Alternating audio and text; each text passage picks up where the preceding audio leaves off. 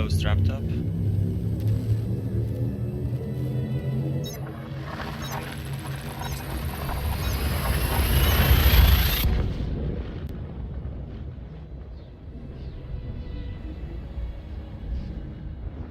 Can you guys hear me at all? I don't even know if I have this set up correctly for YouTube.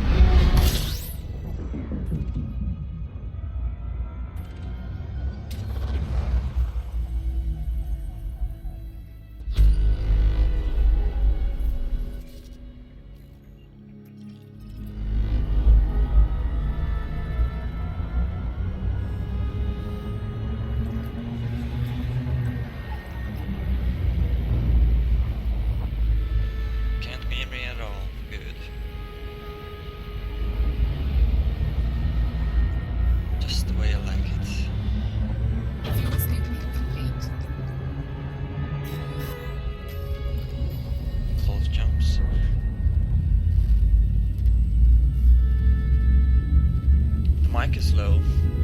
Well, okay. Let's see if I can fix it.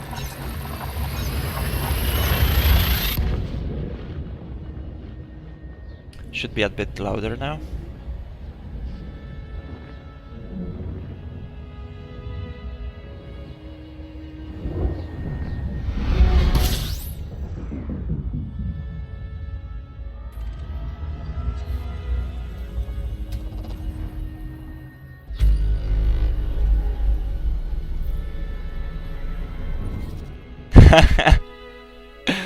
Yeah, if Eve had these kind of graphics, that would be lovely.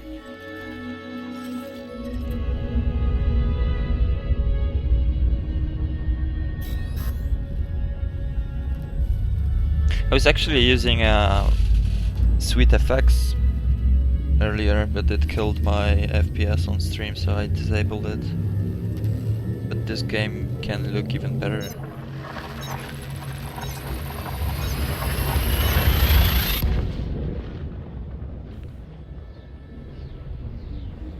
And I can show you, hold on. Just let me land at a star. Boom, okay.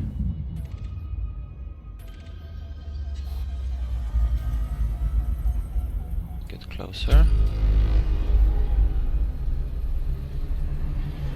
And stop. Where's my EDFX?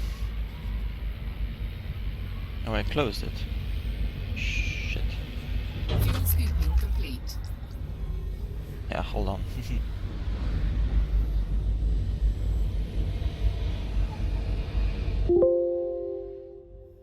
Bloom. How is it already running and I don't see it? Oh, in the tray. Okay, never mind.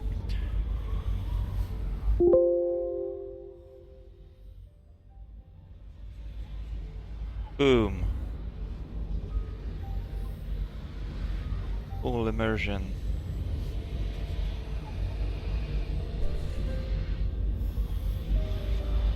Look at this. This is freaking amazing.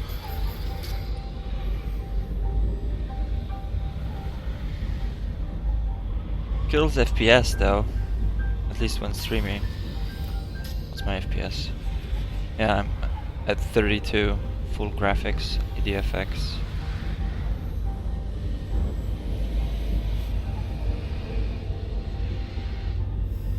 Which is why I can't run it on stream. Yeah, the lens blur, the dirty lens effect and all that, it's all great.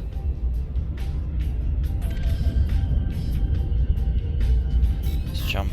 And let's turn this off because PC Master Race needs 60 FPS. Oh, I disconnected.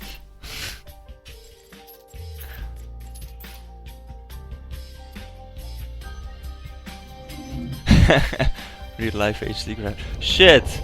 And now it lost my bloody root data. What the hell? Okay, how far am I? 300, so I can go 300, right? 400. I can go 1400. Let's go North America.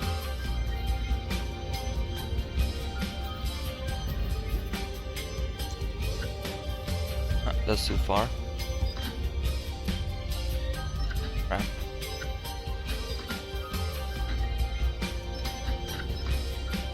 $800, 1100, almost there. There we go. Course set. Eve is in a transition period where they don't have enough new stuff ready yet, but you know, development is in progress and it will improve in my estimation in about a year and a half. Until then, it's pretty much same old, which is why I'm not playing it anymore, at least actively.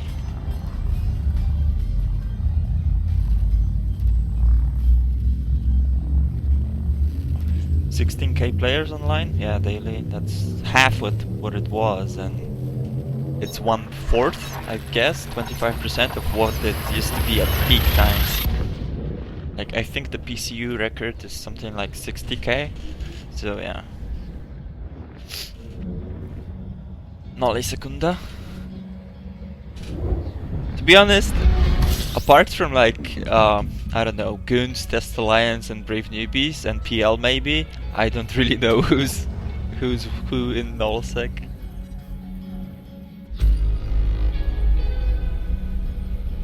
I mean, I know the names, but I don't follow the politics at all. Ooh, this is unexplored. How far is it? It's not that far. Let's go check it out. Why is it disbanding though?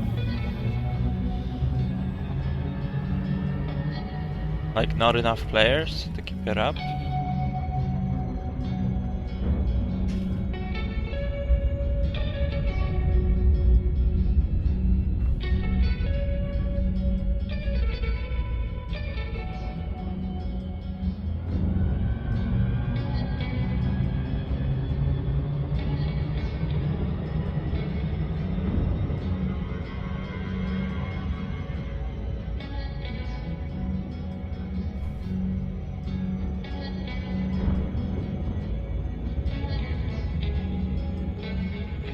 Ah, the fuzzy's off. Yeah, in my opinion, and I don't follow it that much to be honest, but in my opinion, uneducated opinion, is that it fails because they released it unfinished. Like, they should have postponed it until the entirety of the soft revamp was complete. Releasing it in stages basically made it pointless.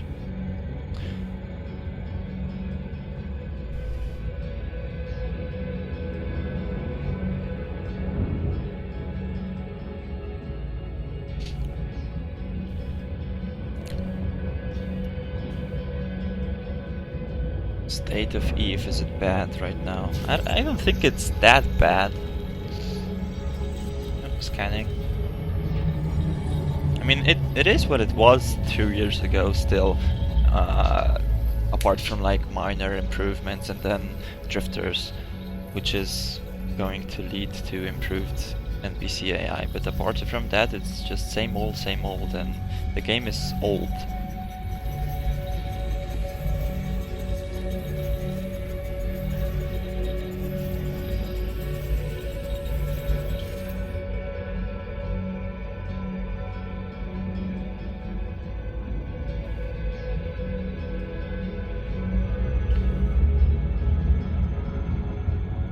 When it comes to that, you know, the new release cadence, you can notice many companies are doing that right now, which is strange. Like Elite is doing that right now, and it's really not that great.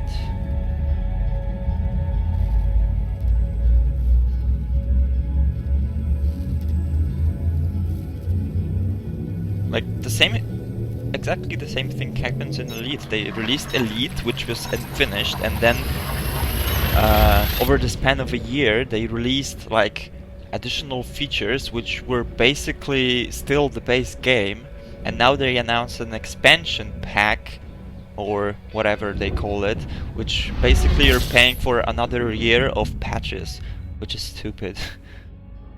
Because the game will never reach a finished status that way.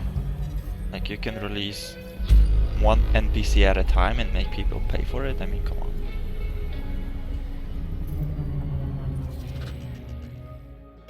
Unexplored! Yay, we've hit our first unexplored system.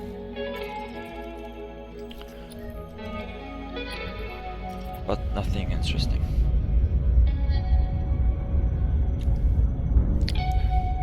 Like, in my opinion, I hope Valkyrie will be a huge success on the Oculus Rift. Like, I hope they switched the majority of the resources to Valkyrie and then, you know, dial down on Eve, let it die, and then launch Eve 2.0. That's what I'm looking forward to if that ever happens. Like, Eve 2 would be great. ED style graphics or better, and then build upon the rock solid base of Eve lore. That would be fucking amazing. ED? Yeah, ED is supposed to be finished, quote unquote, in 10 years. So basically, you're looking at a lifespan of EVE Online with less of a following, more of a niche audience, because all in all, this isn't an RPG, MMORPG. This is like a single player or co-op spaceflight simulator. So the audience is actually more niche than it is for Eve. And then you're looking at 10 years of development. Who's gonna support that for 10 years? Like, in 6 years, something better will come out and this will die. Especially looking at how they are going forward the development right now. Like, it's been out for a year, about. Like, I started playing the beta in July last year, I think, so about a year. And yeah, nothing really improved.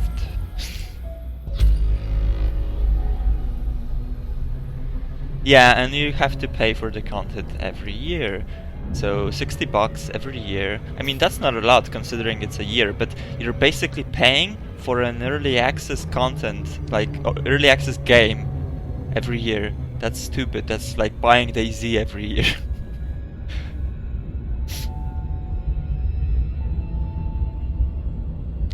Well, okay, so I've played Valkyrie a couple of times at FanFest and other conventions, and it's pretty fucking amazing. Like, they did the VR thing really good, and it's not going to be like Elite where it's supporting both 2D, like 2D, you know, monitor and VR. It's VR only, so they are tuned to that, tailored for that experience, and it's really great. So I really hope it's gonna be a huge success. Legion was cancelled, as far as I know.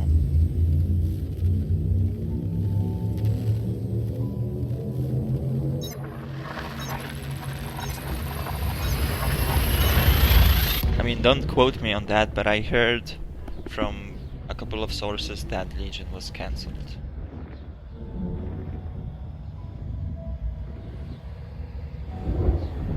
Besides, isn't DOS development kind of picking up right now? Like, they're releasing patches regularly and whatnot, and I don't know. I never played it, to be honest.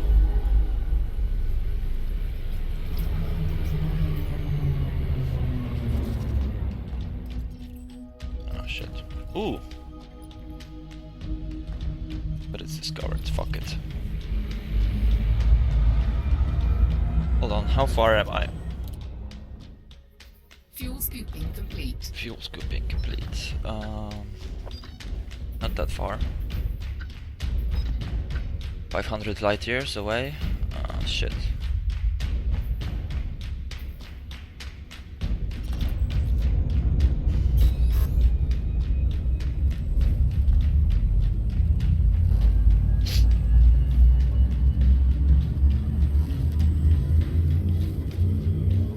Yeah, in my opinion, Eve is in a bad place right now, and they need to get their shit together fast, start completing projects and not releasing like unfinished projects, promising it's gonna be like, you know, completed in the next patch or the patch after that, because that's not healthy for the game. It works for like bug fixes and balancing, but it doesn't work for like full-blown features like that.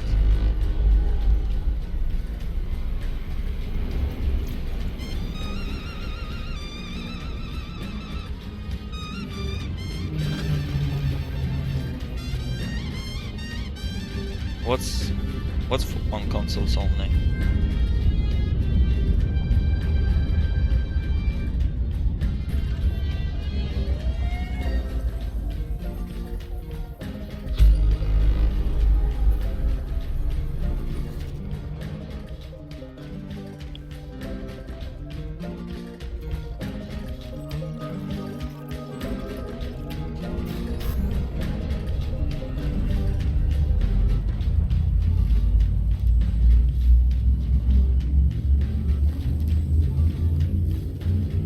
CCP failed.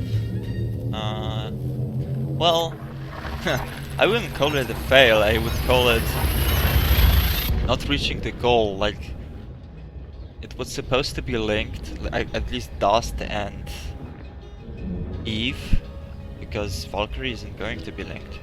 Dust and Eve, they were supposed to be linked in way more areas than it is. Like, we only have the orbital bombardment and that's it. And then that you can talk in same chats in the local and that's it. It was supposed to be so much bigger, but they never finished it for some reason. Yeah, and Karna would be a good release if they finished it. That's the whole theme of this conversation. That's actually the theme with the gaming industry in general right now, don't you agree? Like, how many games have you seen released on Steam or whatever that are like beta stage basically upon release, and they never really iterate on it? It's I don't understand it. Like, I mean, okay, so they make money off of it because people buy into unfinished games for some reason. So it's kind of our fault as customers for doing that, but still, how is it that it even works? Like, haven't people learned yet? It's been going on for years. And look at games that have actually, you know, released fully finished with like no bugs, like Witcher for example, and it's been a great success. So why not follow that idea? Like, go back to the freaking roots. And I've been gaming for like 19 years, and it didn't used to be like this. It's worrying. I'm confused.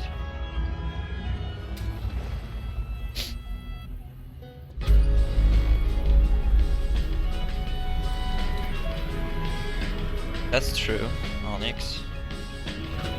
Because the majority of online games right now are, if the developers listen to the community, then the feedback is basically coming from the vocal minority, and that's not healthy at all. Eve tried to fix it with CSM, but having been on CSM, it's not entirely working.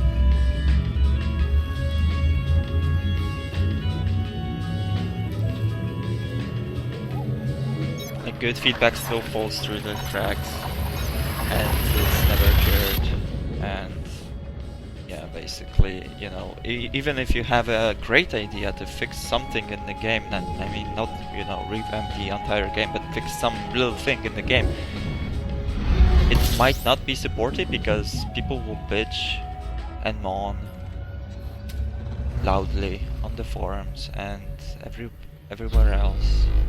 And then developers will hesitate to implement that change, and eventually they won't. Fuzzy was actually, you know, he was good at the beginning because he introduced some of the changes that were unpopular with the community, but in the long run they actually improved the game. But those examples are few and far apart, so yeah.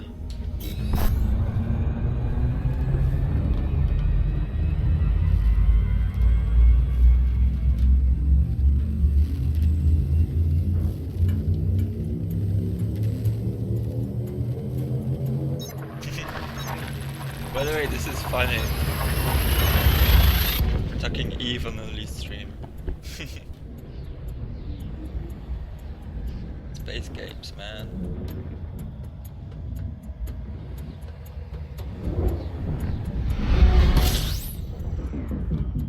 I actually haven't been playing in Lead for a while now. Last time I played it was in June. And same goes for Eve. Been playing Warships the entire summer.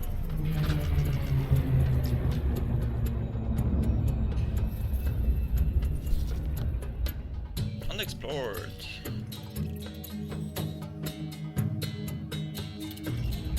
Oh, I can scan it. That's...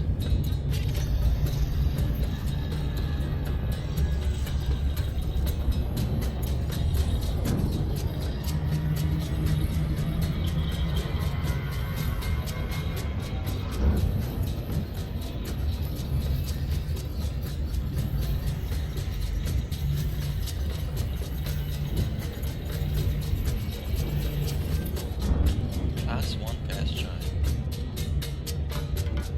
Does it have rings? Yep, okay. Let's see something cool. Oh, I'm gonna crash, but slow down, bitch.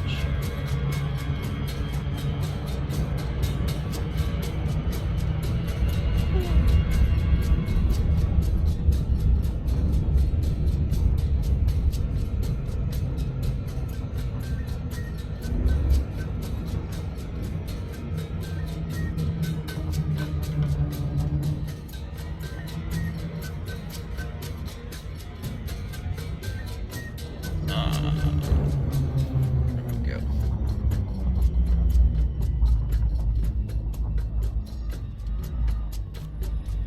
Dropping.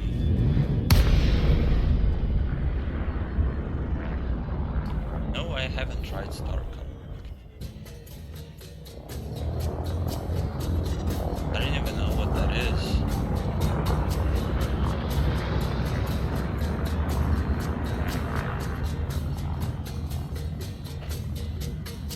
I might try it though. I'm kind of bouncing between like World War II era games and then space games. And I've recently been playing Tomb Raider remake again because I've seen some of the footage from the upcoming Tomb Raider. It looks great, so it's kind of to play it again. Come on, Buster.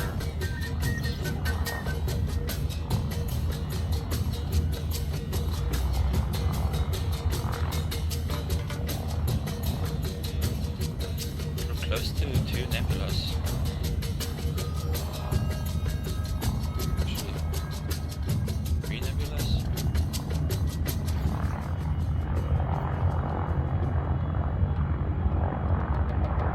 Okay, let's turn on EDFX. Boom. Back. Here we go. Whoa! FPS down the drain, but it looks amazing.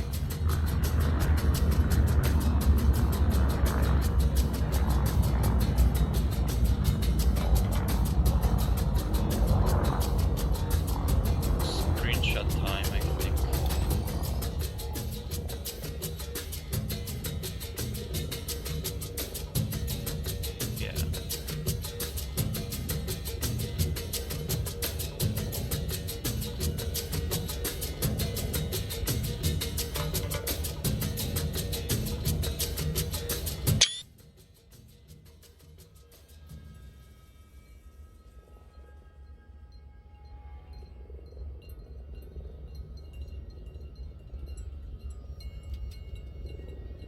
I screenshot with it. Okay, let's do it old-fashioned way. Green screen. Boom. Okay, let's get out of here.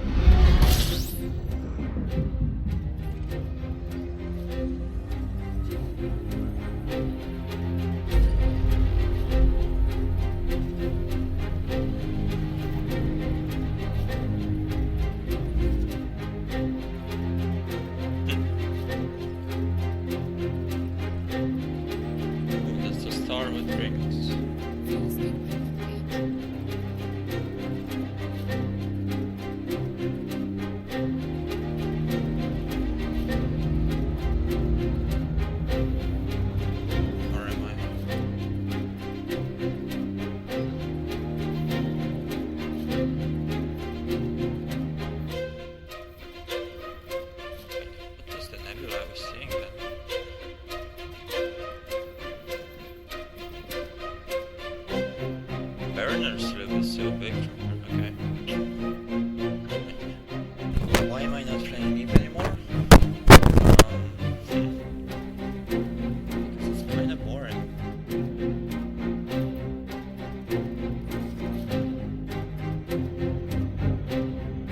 I mean, I've been playing Eve for 7 years. There's only so many things you can do. Music is awesome, thank you. That's a friend of mine. I think this album is from like 2010 or 8, 9. I can get you a link if you want it. It's free. At least this one.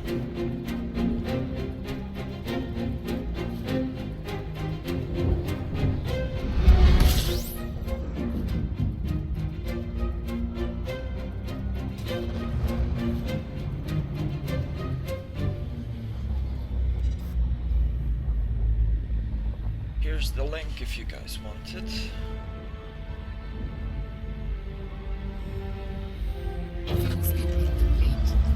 Scan, scan, scan. Let's see. Unexplored. Is this one? Rocks. Rocks.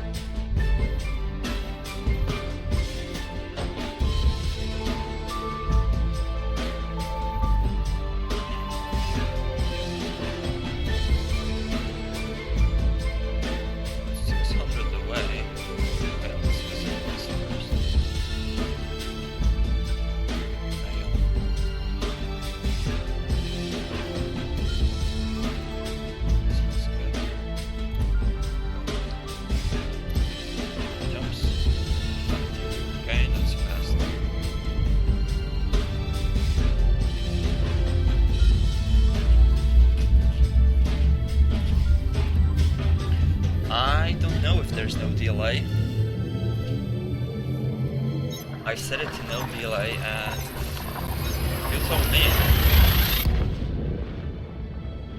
How fast can you hear this? 8 minutes.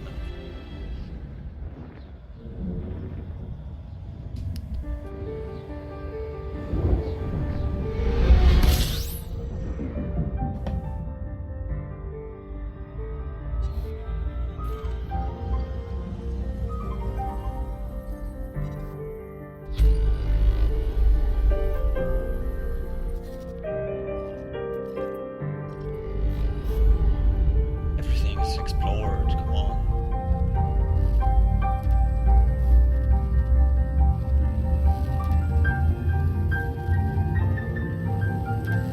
Seems to be about 30 seconds delay.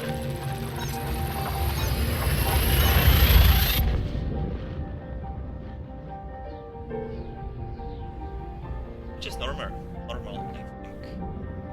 Because, you know, we send it to the server needs to process it and then show it. And response time. I think it's decent. It's up. Explored. Look at cache names.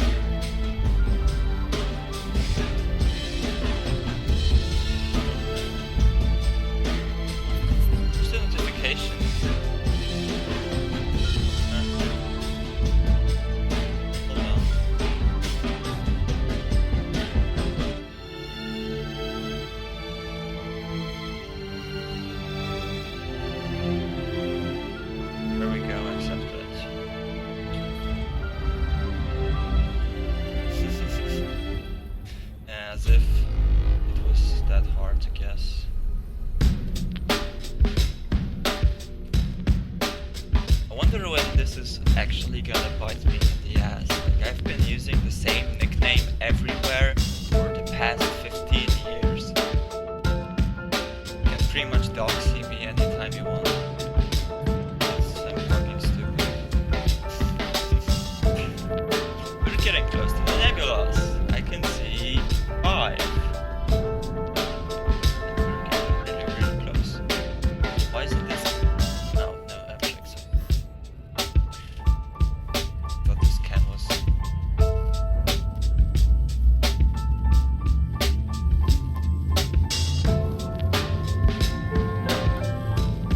Jump.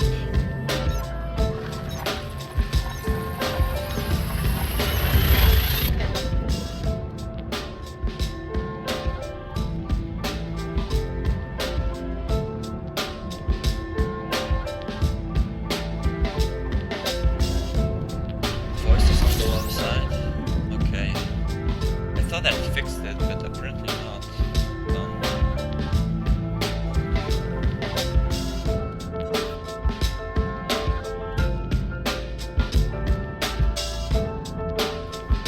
This should be louder.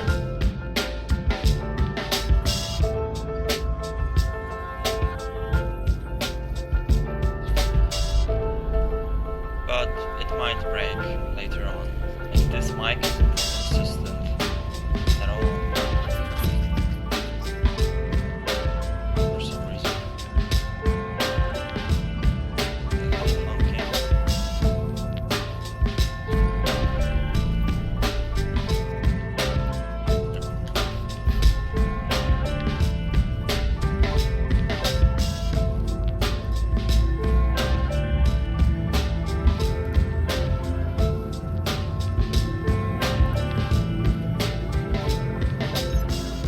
Well, I have it maxed out and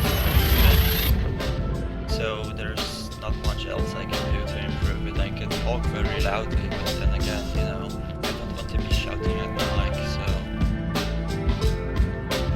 this is as good as it gets. Sorry.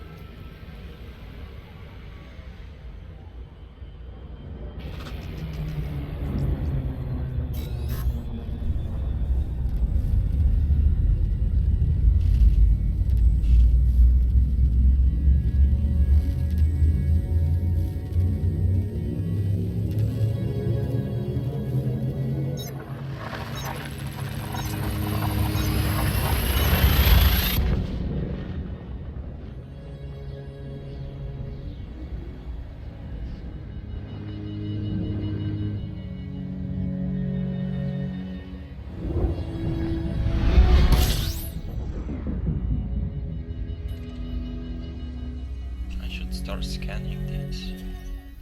Ooh, 49 objects. What are those?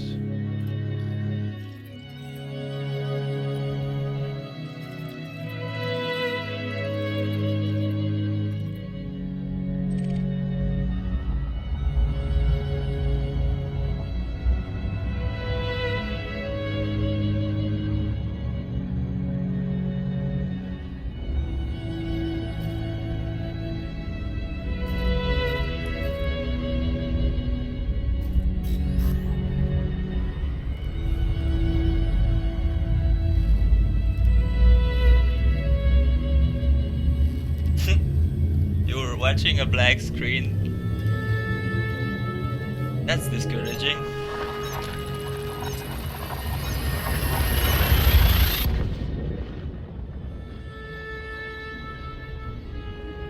Well, as far as this stream goes, I'm streaming at 30 FPS, 720p,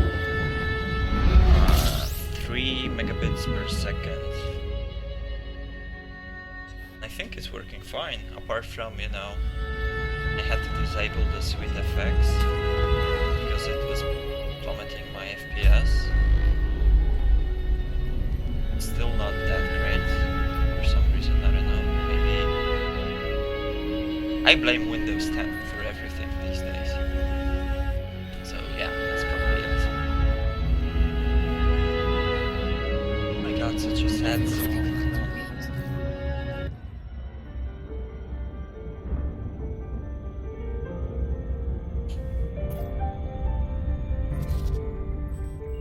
It's full of stars.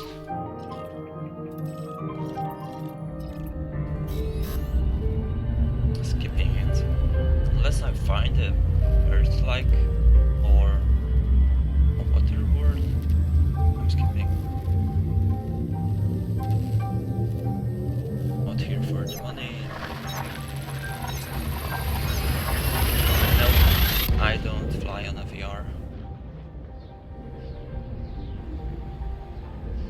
Sadly, my PC wouldn't handle it very well.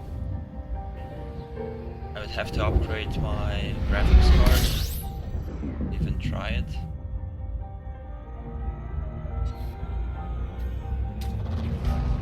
I probably will, but not until Oculus actually hits the market. Because I'm not buying DK2.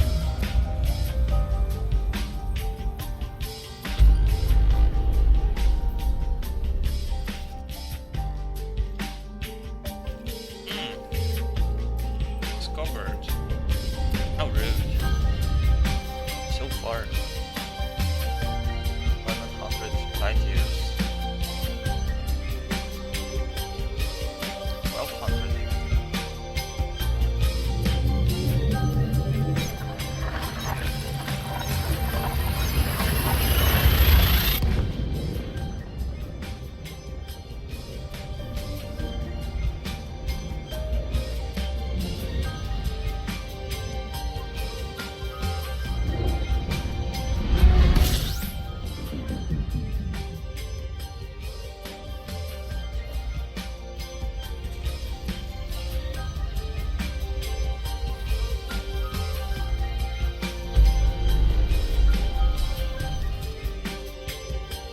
Oh my god, discovered again.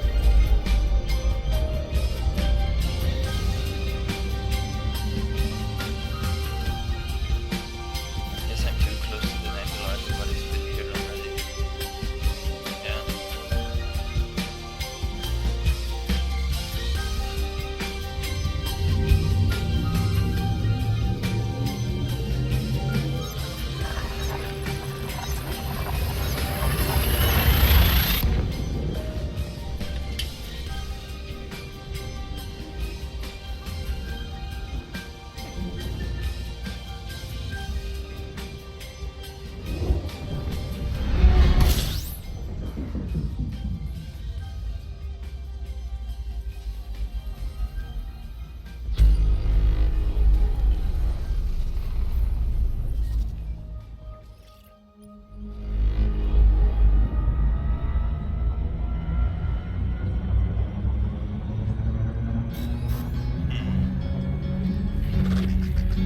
I should tweet this.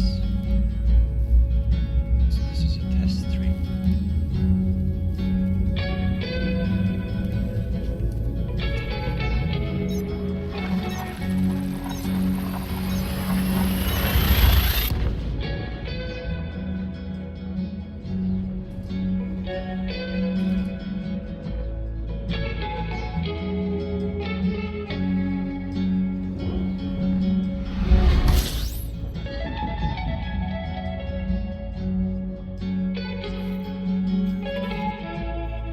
Yay! Oh, this is a big star. Small star. 18 objects. Ooh, we have a jackpot.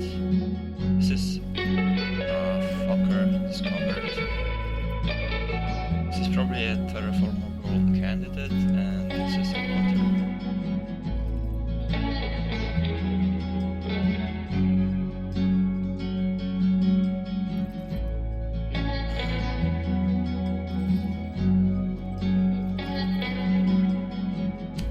Motherfucker already discovered it. One, two.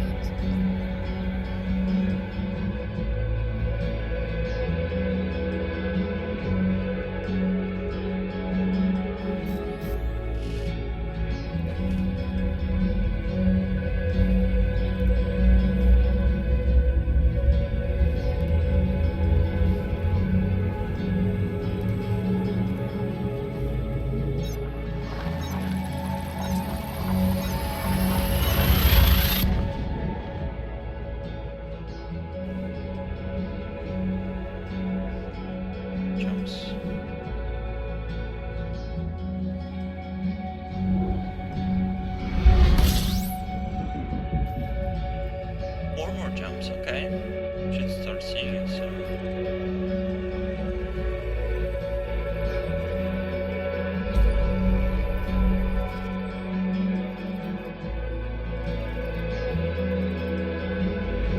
Wait, what? It's an icy planet with rings. Huh. Okay. Let's explore more. Scan this first. And then off to the icy planet. Or it's a rocky planet, I'm not sure. But it has rings.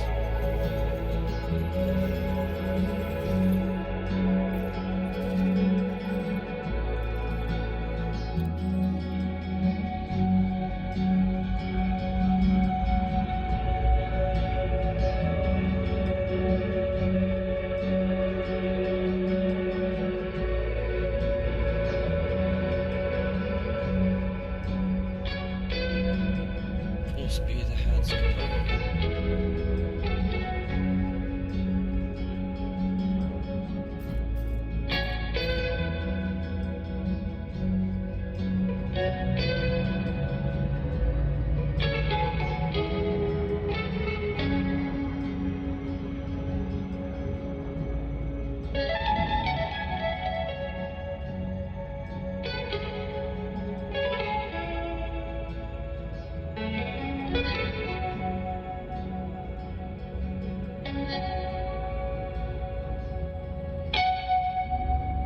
It's pretty far away.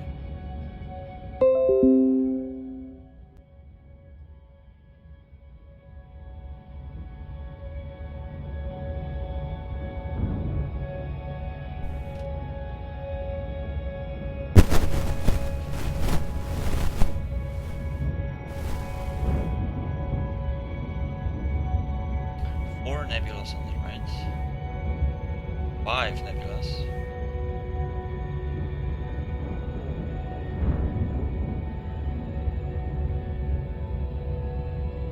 What's that?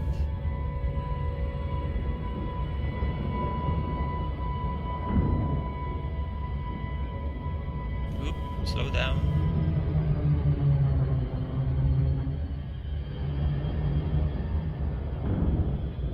Gonna miss it.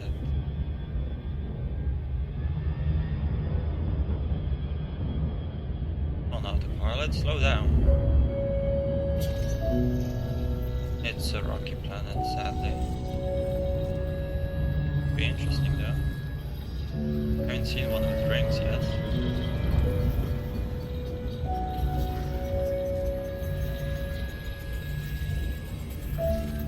I see. No, I was right the first time.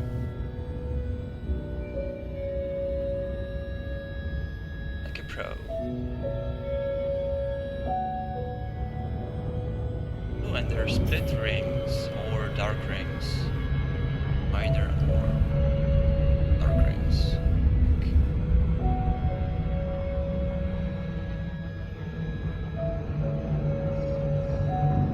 Stop already. Here's the sun.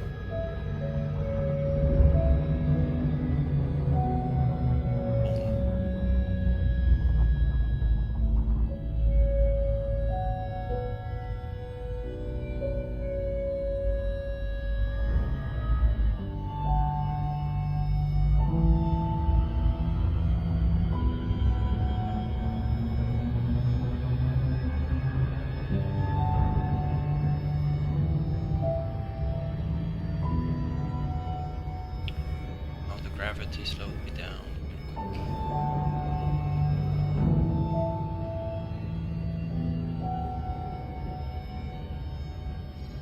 There's a gap in the rings.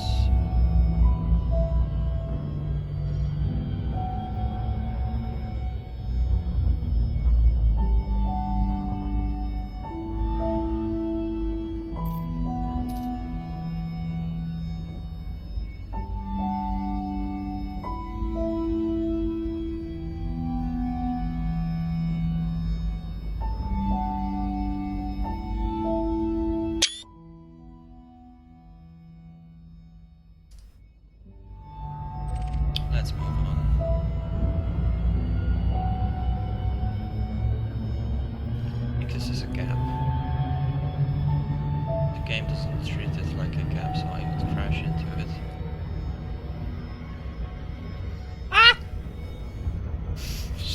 almost crashed into it.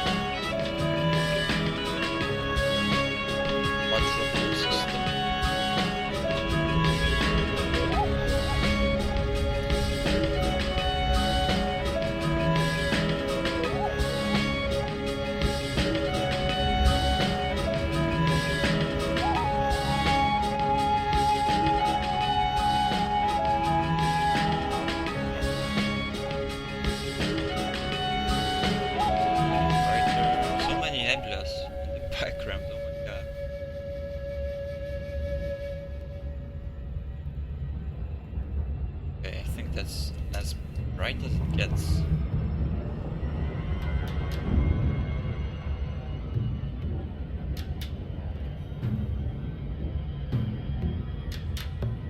Kinda looks like a snail.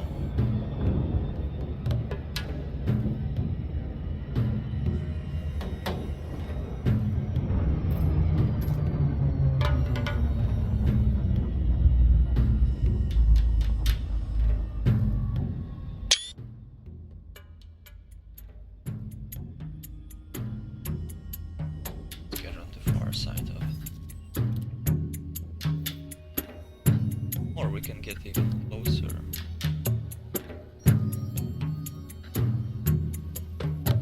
Get inside of it. I want to go here.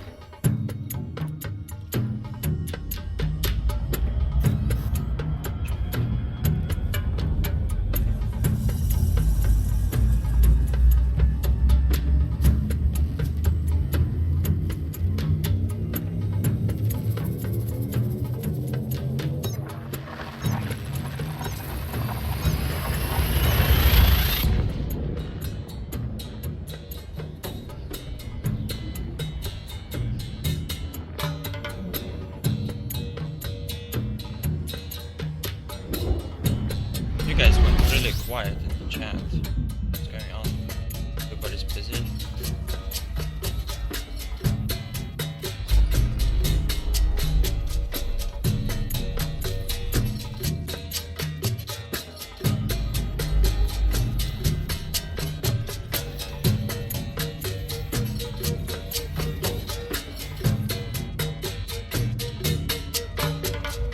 Ooh, colors.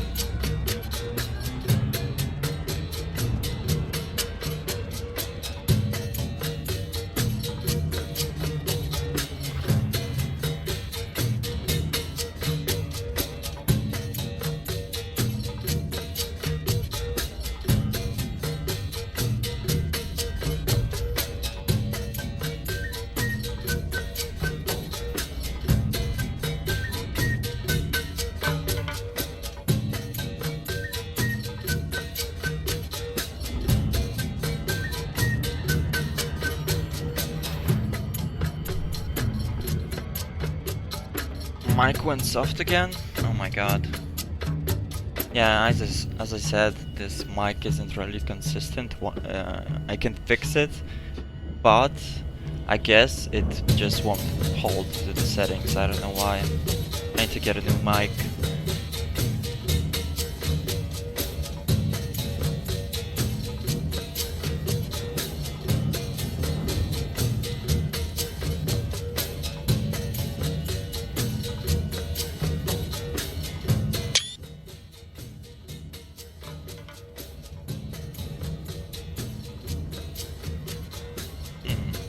Okay, that's enough sightseeing, I guess. It's blue and pink. That's great. Nebula hunting at its best. Anything else interesting? Okay, next stop.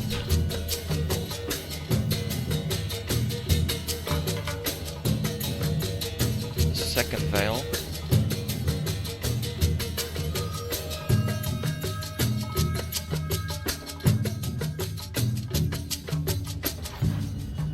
Now it's much better, okay.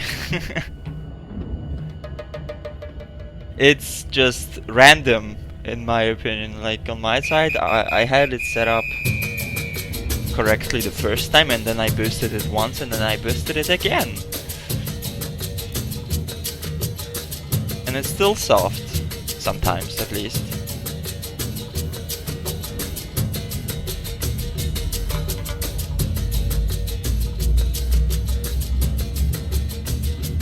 Oh, firm from Poland, how that goes.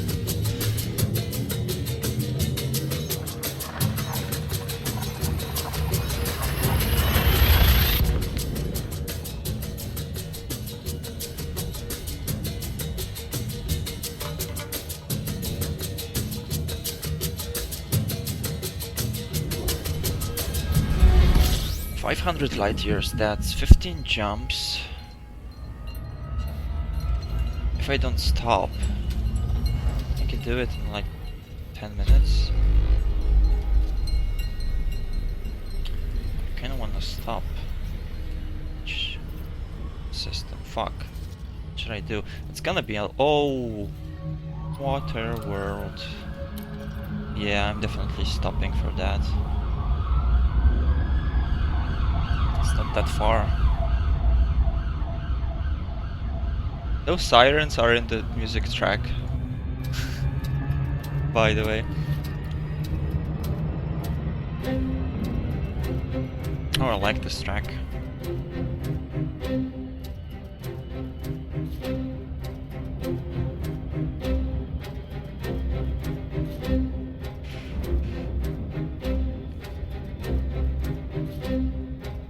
This is an M-type star? K-star, okay. K-type, so this is gonna be terraformable. Which is great. More money. No! Fuck! Too fast. Loop of shame. Oh, it's gonna be a great screenshot as well. Because it's not far from the nebula. Sirens in space from the water world, yeah. Somebody's in distress. Probably Mel Gibson. No, that wasn't Mel. That was... Who played in Waterworld? Shit. Kevin Costner.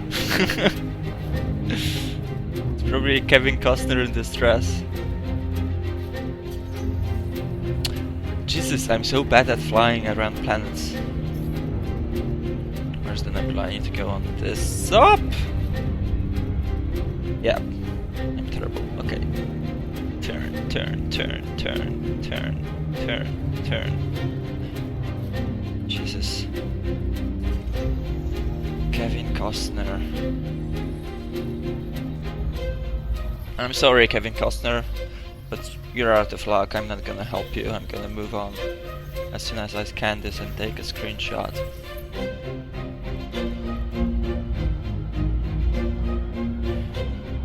You're a mutant anyways, so...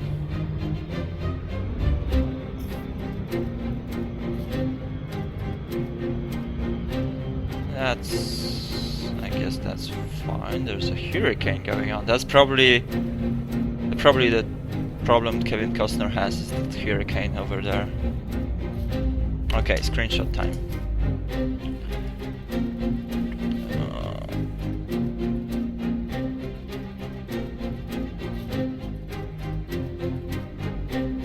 A bit further out. There we go. Boom. Okay, next stop. Oh, it was right behind me.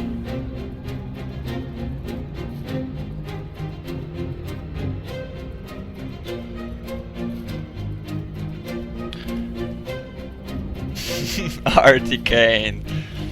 Yeah, that's probably an Arctic. Where is it? A hurricane? It's gone. I don't know. Jesus, Sharknado.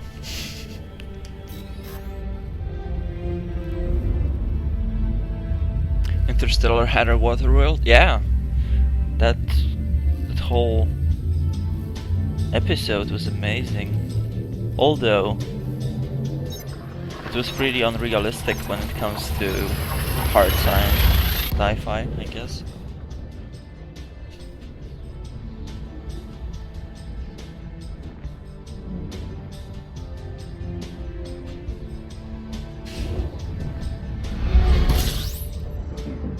But it was a cool scene. I love that movie.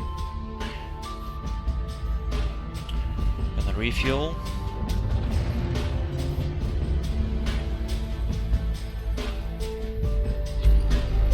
Whoa! 91 objects. This is a record for me. Most I had so far was like 70. Let's see. Woohoo! Plenty of moons. Anything interesting? This might be a water world.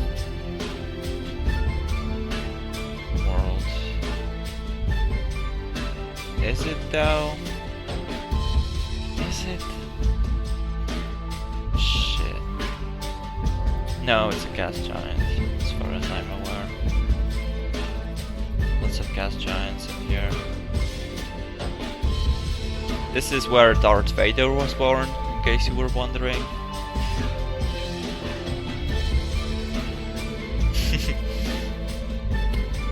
This is a water.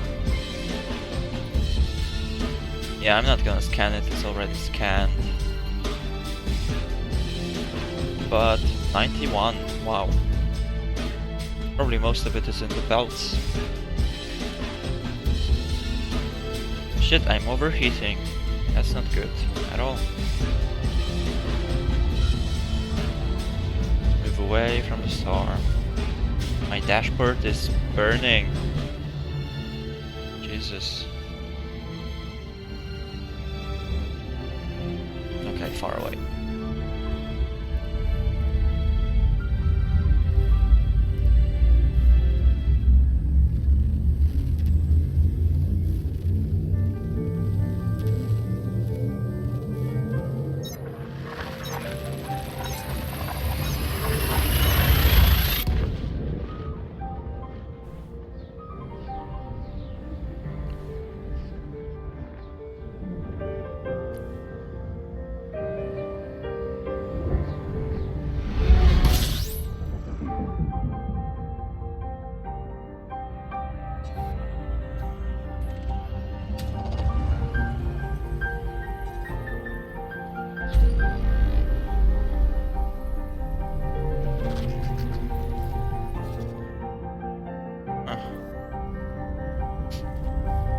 This is a ASP. It's a dedicated exploration ship. In EVE terms, it's like a recon ship, like a Pilgrim or a Falcon or something like that. No, minus the E-War.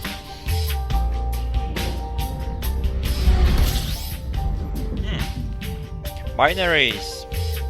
Oh, actually a trinary. That's T-Tauri at the end, I think. Let's scan.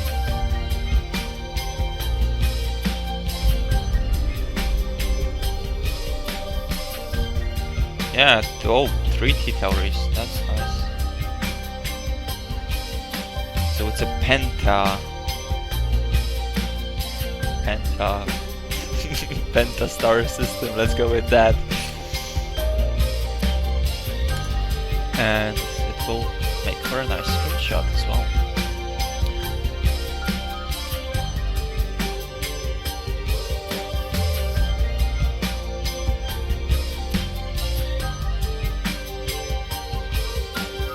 Here we go. Pew. Don't need to refill.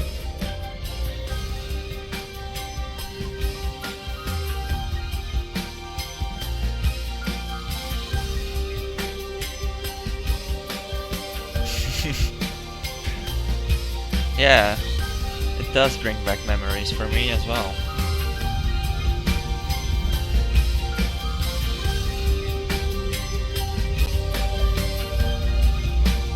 I think I used it since like episode 2 or 3 for U-Boat. It's been associated with the series ever since.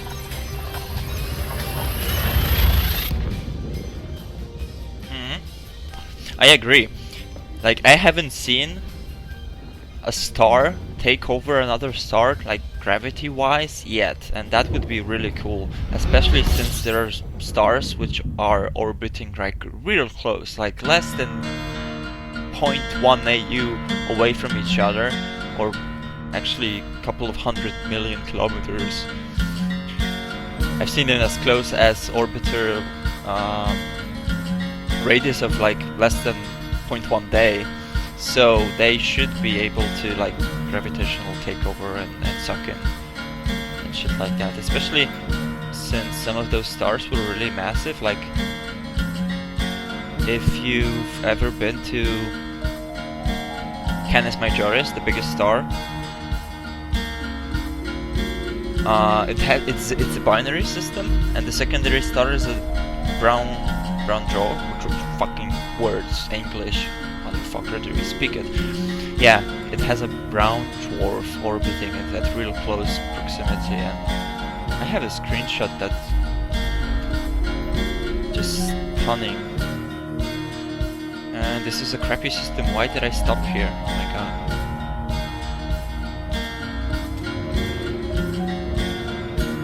Hello everybody. Oh my god, the stream jumped. Welcome to the test stream, where we explore the universe of Elite Dangerous.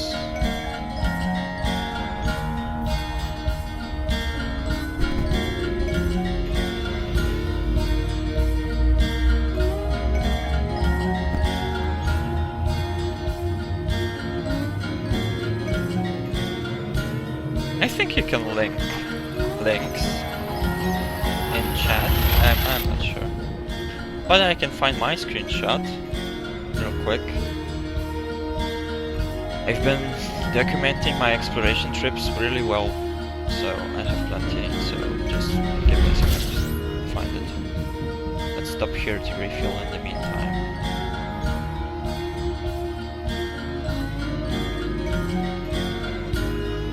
Oh, and my fuel scope broke, of course, because why not? We haven't had that issue in like 15 jumps. It's about time. Bloody bugs. Why you do this? This is an interesting system. Okay, never mind. Screenshots. Where is it? Canis Majoris. Come on. Yeah, I found it. Wonder if I can link it. There we go.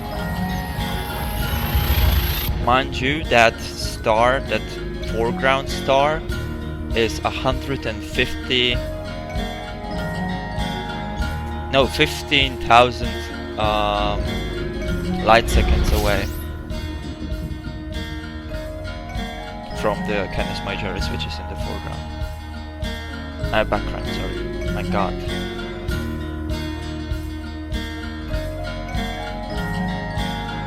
You like the YouTube? Yeah, I'm pretty impressed with it right now, because it hasn't dropped a single frame yet.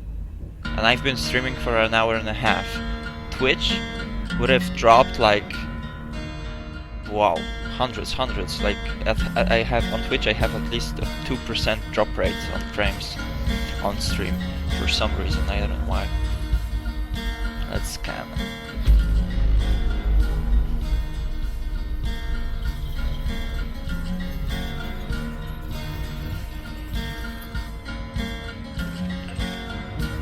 And refuel.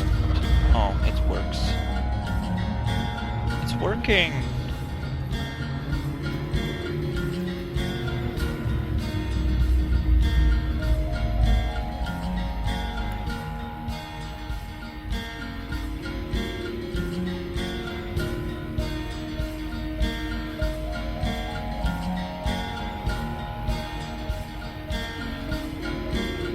I have a cool screenshot.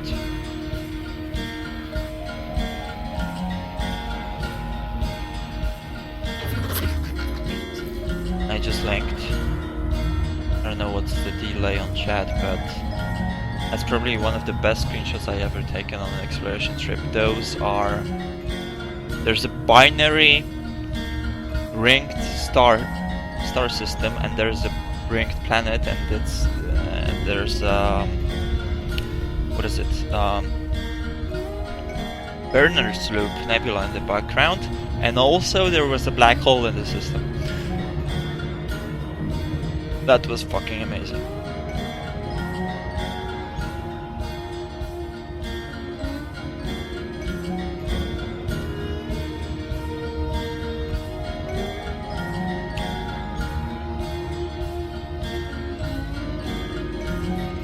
Can I ping this system? Yep, let's jump. It's less laggy. I'm glad to hear that.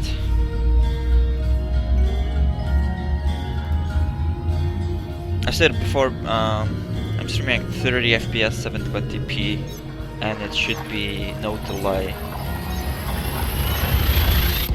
How much does this pilgrim like ship cost? The Asp is 6 million for the hull, and then the fit is another 12 or 20 or so, I don't know, I'm not really sure. But the total fit that I'm using right now is worth about 20 something or up to 30 million credits, which is not that much. This is purely fit for exploration, maximum jump range of I think 36. Let's check. 37.5 light years. That's with the tank half full. Fuel skipping complete. I don't think I have to scoop anymore for a while. Shitty system, jump. I mean, Twitch, okay, so my biggest problem with Twitch isn't the stream, like the video itself, the quality or anything like that. It's pretty much okay. The chat is just awful. Like, you attract the weirdest people on Twitch, and the chat goes downhill really fast.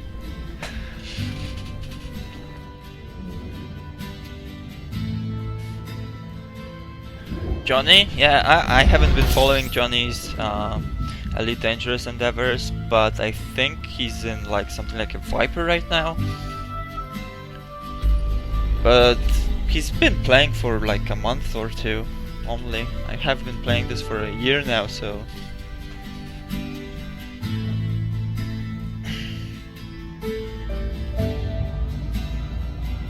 Don't have time to play Eve, yeah. Well, I haven't been playing Eve for a while now. Since FanFest, actually. Kinda... I don't know, lost the appeal. Jump. Last time I played Elite was in June. And that was my biggest exploration trip back in June, where I visited... Sagittarius A.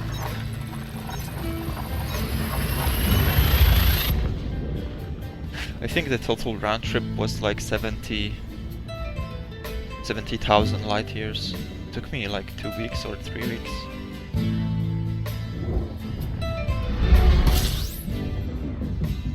But it was nice. And it was profitable as fuck. I've made like 76 million. Just from flying around. And have to shoot shit.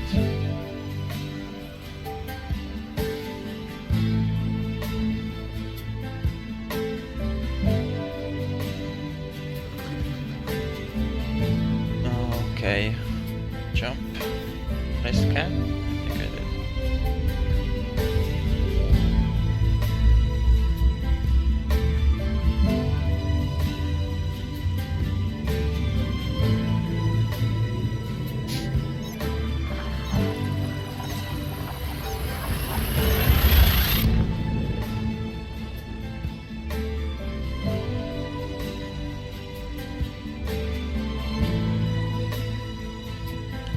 What do you mean triple bind?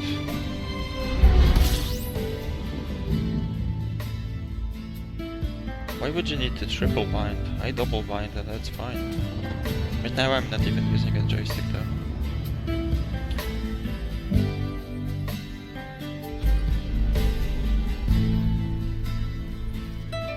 Hello McTuff. Welcome to the test stream. What a shitty system, oh my god. Why isn't there anything interesting out here?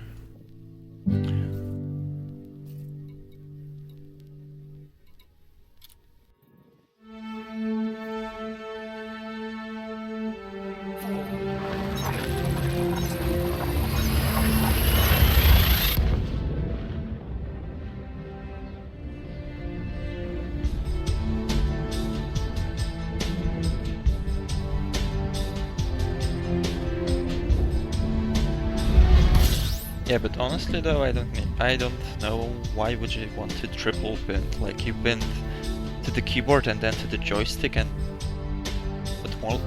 what else do you need? Like a gamepad as well? That would be weird.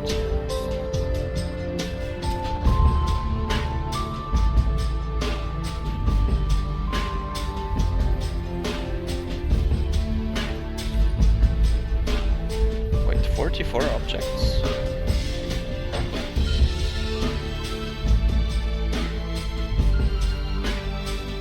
Gas giants all around.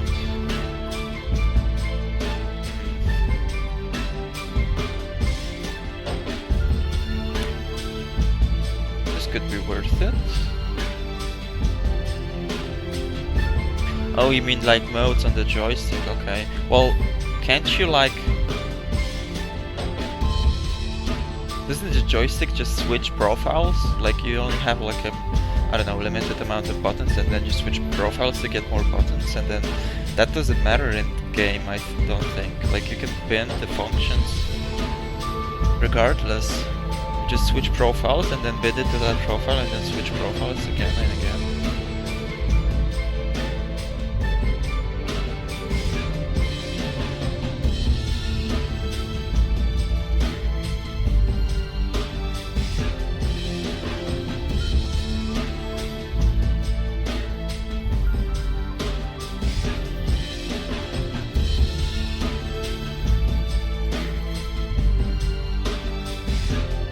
Worlds. No Kevin Costner this time. He died on the previous one to the Sharknado.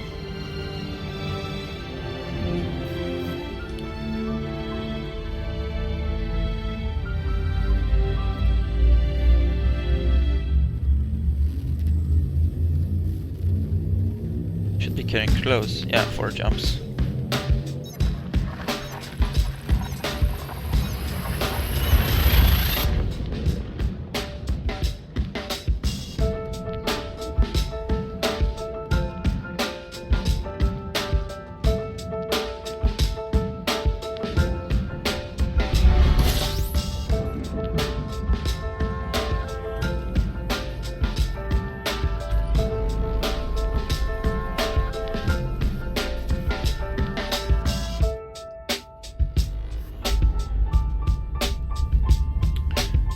FOV is fucked.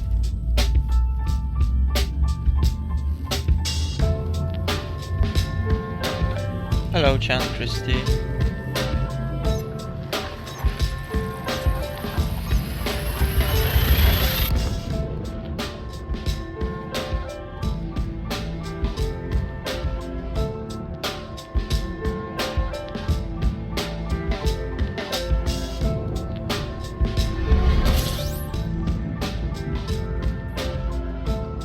Three jumps.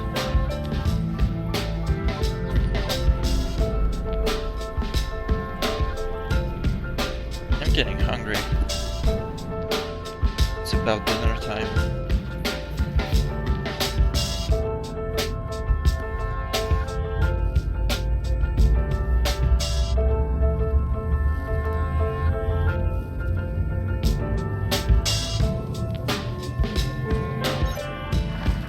Oh, you can see the nebula now.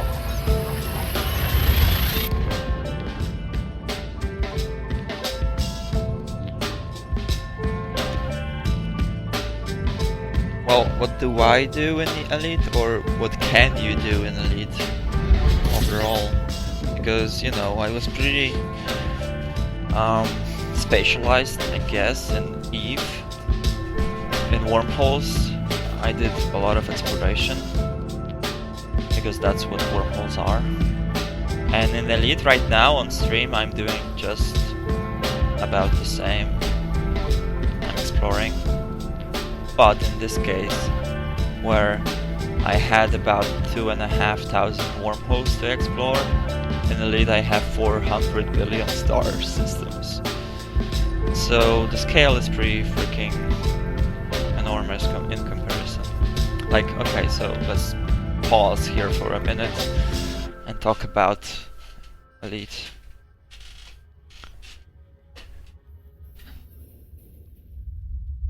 This is the map. The entire Milky Way galaxy, procedural generated. This is solar system, space. There's Sol. Hold on, I'm just gonna look for it. Sol. Boom. This is the solar system, right here. You know, Earth, Mars. This is the year 3301. So a bit into the future. Space has been colonized, at least some of it. And this is the sphere of human influence right here. So everything that's within the bubble is more or less, you know, has people in it. It's colonized. Outside of it, and this is like a couple of thousand systems. This is probably more than Eve has, just within this bubble. The actual bubble which explorers refer to is about 1,000 light years in every direction from Sol. So I don't know if you can see the grid well, but it's about this big. You can follow my cursor. So this is the sphere of human influence, and this is the freaking galaxy, and you can travel to every single star everywhere. So for instance, if I go to Sagay, Sagit, let's go Sagit, which is Sagittarius A, the supermassive black hole at the center of the galaxy, which is 25,000 light years away. And this is where it gets really tricky. Ready? Boom. Boom. This is the star density at the core. You can visit every single one of those stars. So, that's the scale. It actually lags when I scroll. So many stars.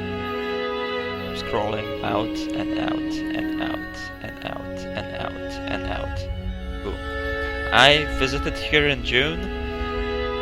I'm on the Hall of Fame of Sagay visitors. Only like 600, 700 people are recorded. Anyways. Yeah. So that's the scale. What can you actually do? You can do PvE and PvP just like in Eve, which is basically either, you know, killing NPCs or killing people. The killing people part can be funky at times because this isn't a true MMO. What happens if you visit a black hole? Nothing really, because there's a mechanic in place that won't let you cross the event horizon, so you won't get sucked into the black hole. You can look at it, and I can show you a screenshot of a black hole, of the lensing effect of the black hole, gravitational lensing. Hold on. Boom. And for the actual black hole, let me see if I can show you a screenshot of a black hole. I'm sure I have one somewhere. Let me jump, by the way. Jump. Yep, okay. I have one here. It's not that impressive, but I don't know if you can click.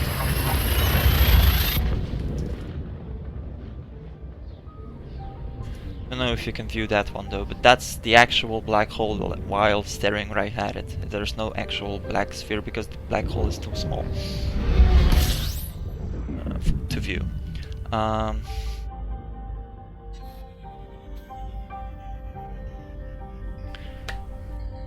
Okay, so I'm gonna read this out loud. Do you think this is a satisfying experience for someone that's currently playing Eve? Are the sandbox elements in place, and does the game need more sand added? So many layers to that question. Let's start with the first one. Do I think this is a satisfying experience?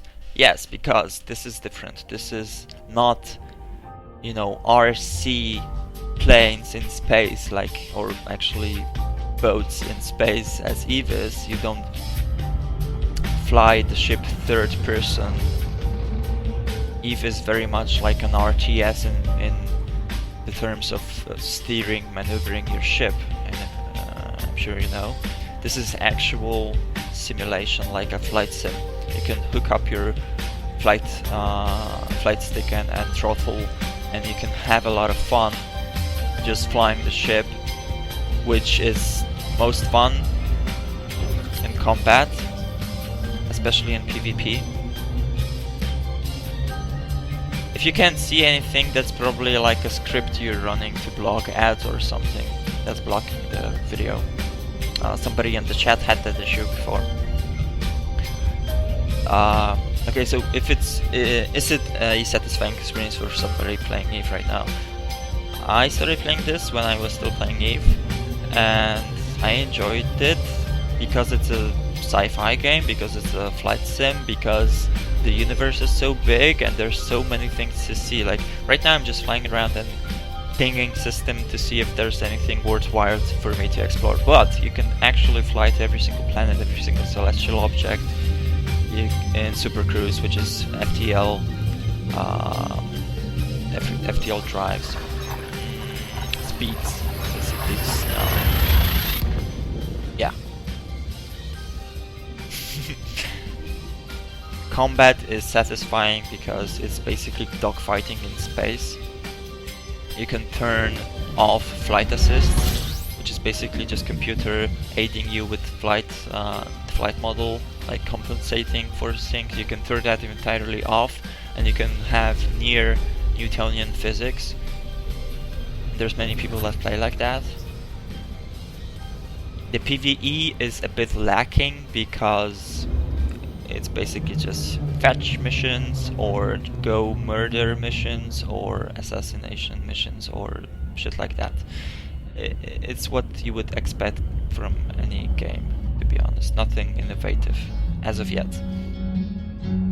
But the PvP aspect is kind of interesting because right now I'm playing in solo mode, so I'm the only person, actual player in game, because out here, like, I'm 12 or more 100 light years away from Seoul. There's not gonna be many players out here anyways, so I'm just reducing the lag of syncing in the server with other players just for the sake of it. But oh, I'm glad I looked at the system. This is actually pretty nice. I'm gonna scan all this. But yeah, once you get into open play and start seeing other people, you can do all sorts of shit to them, because this is a similar to Eve sandbox where you can interfere, kill, or help other players as you see fit, and it's very much enjoyable.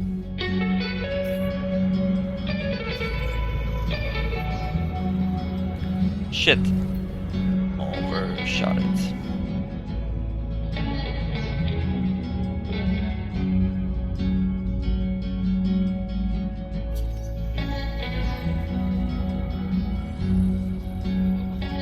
Yeah, that seems to be the only issue so far with the YouTube stream, that some people have problems when they're running scripts.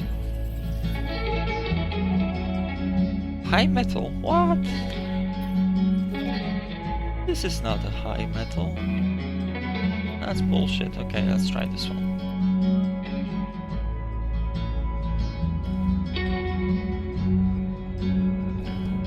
Then I'm gonna get into orbit with that one because it looks nice. Yeah, I kinda stopped playing Eve. My account is still subscribed for about a year. Still. And I'm running my queue, and I'm occasionally logging in, read mail, chat with people, but I'm not actually playing the game anymore. I haven't been for a while. I mean, ever since CSM I haven't been playing Eve. It became a bit predictable and boring for me.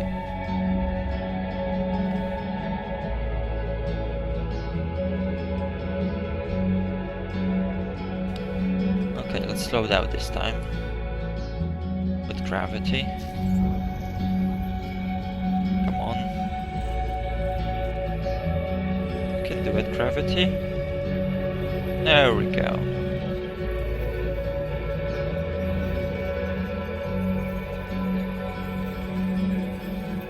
Boom, water world.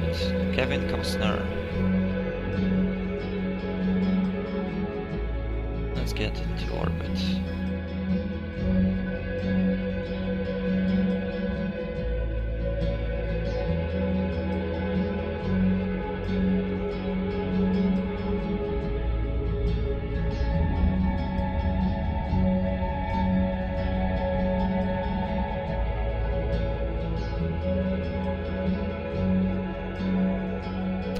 You can see the Sharknado down there.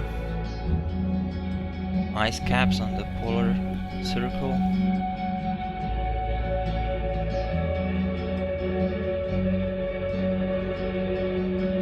Pretty nice.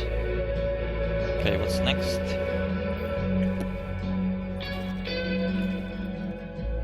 Another terraformable, I guess. 1200 light seconds.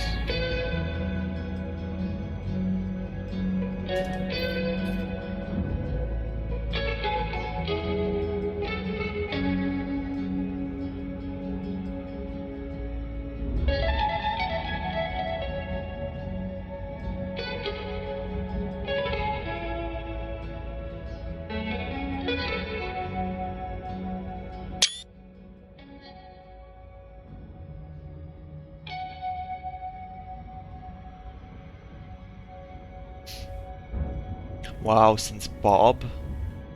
That was like what, 2007? That's a long time.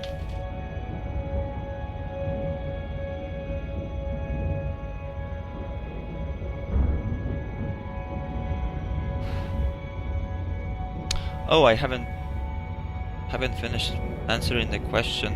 Are you still here? Pastor?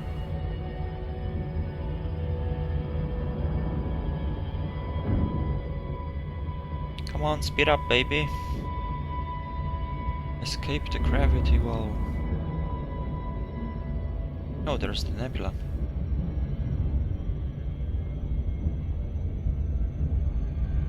We'll go there.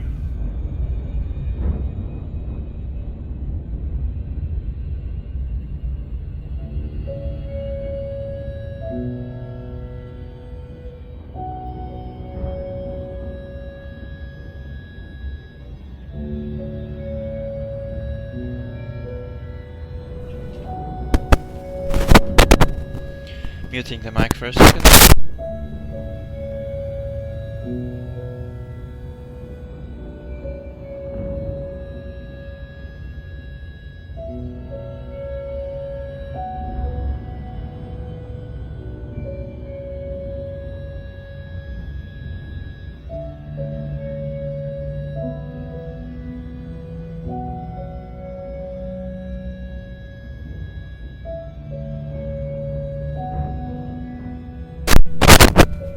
And I'm back.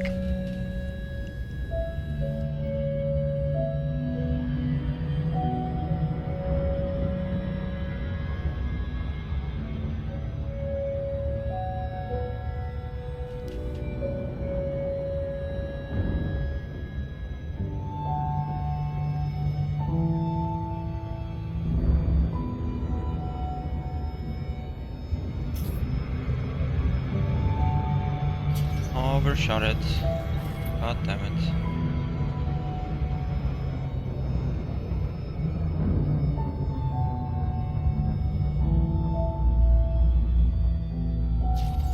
There we go.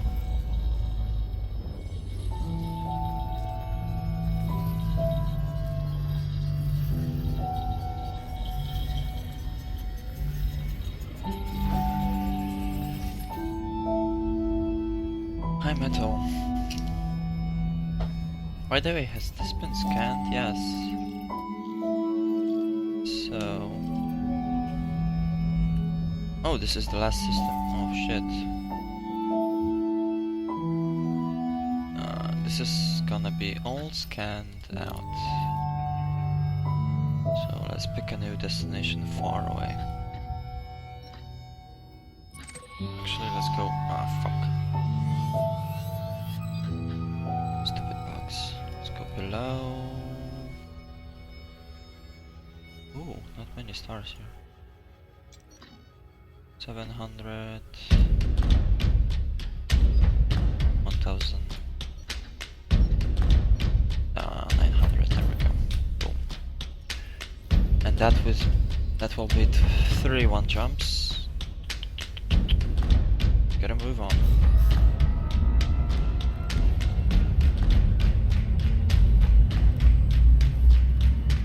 Oh, you can see the nebula now.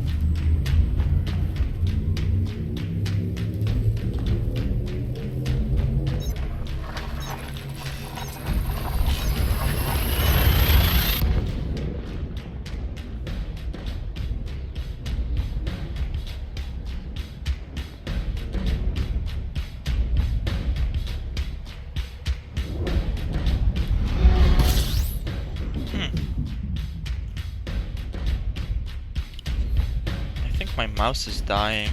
That was weird. Scan.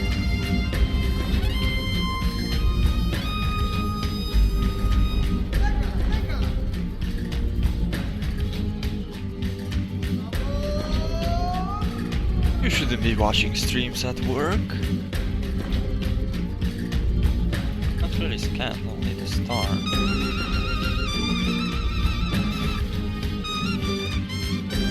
Gas giants though. Skip.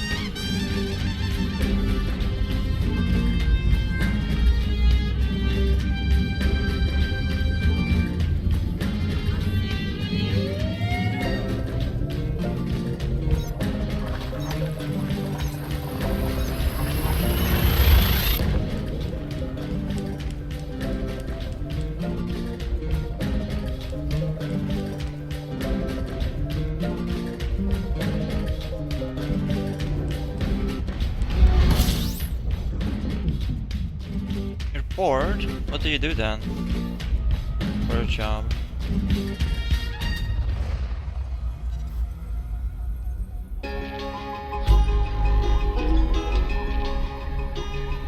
Only 7 objects. Meh. Trinary system, but it's meh.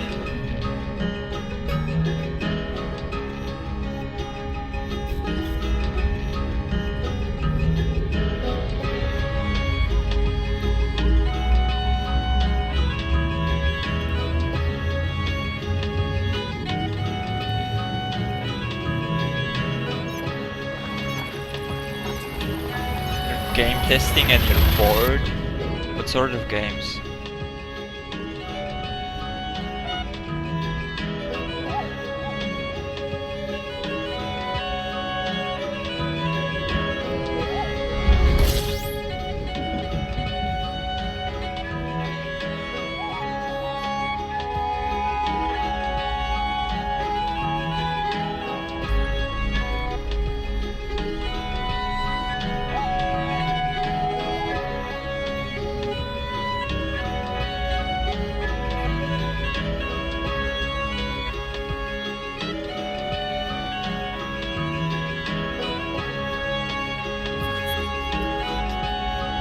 Decent games out there besides CD and Eve, space-wise? Honestly? I don't know. Just not sure. I haven't been playing anything else besides ED space-wise. There's going to be the new Master of Orion. So that's something to look forward to, but then again, Valkyrie is coming out soon, and by soon I mean in like a year, probably. right now, no, I don't think so. Unless you're into the money milking game of Star Citizen.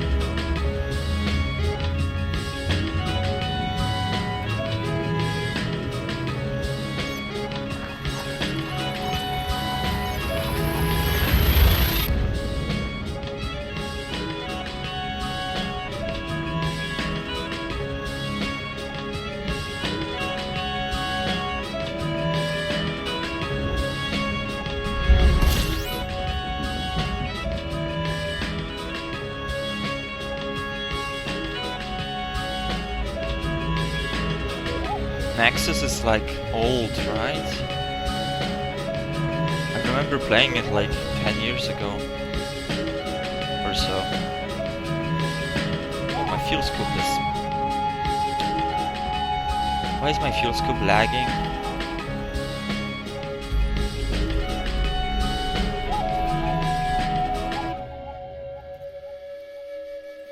Unexplored, but also not very interesting. Yeah, Valkyrie is for VR only. I did share my playlist. Hold on, let me do that again.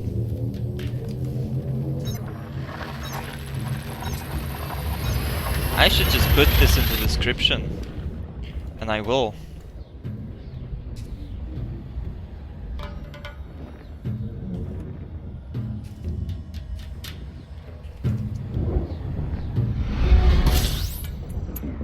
And there it is, it should be in the description now as well.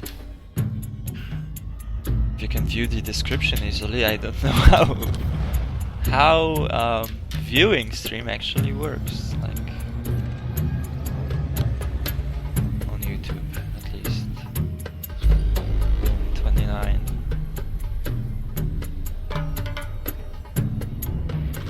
Yeah, I never really got into Nexus. At least I don't remember. Like, I remember that it was similar to like... Oh, I don't even know. Orion, I guess. Master of Orion. Map.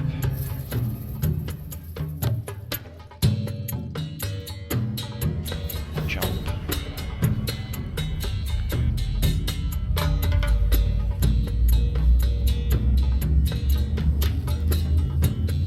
Tiago is Spanish, I think. I'm pretty sure. Probably look it up.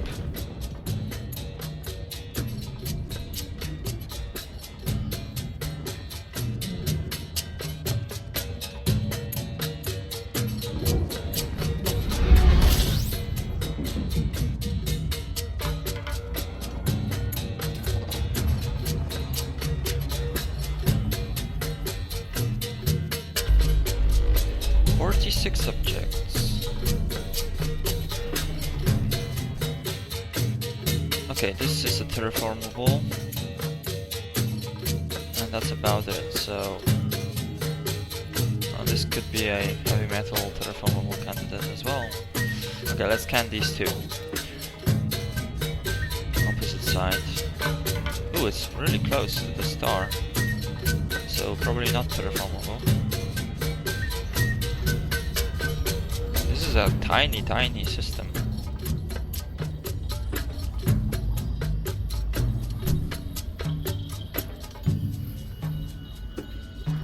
Ah, okay. Yeah.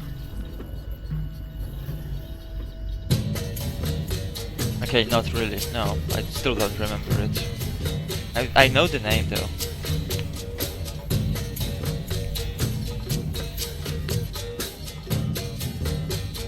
Okay, high metal. Is it terraformable? It's not. Okay, how about this one? It's a bit further away.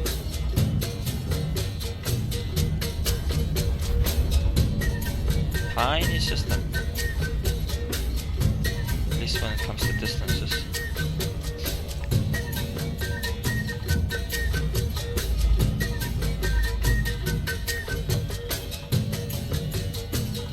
I bet this on high metal terraformable.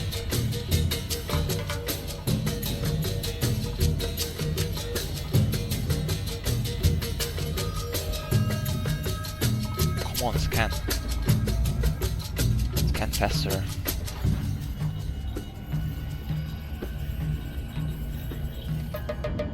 There we go. Yep, candidate for terraforming. That's right.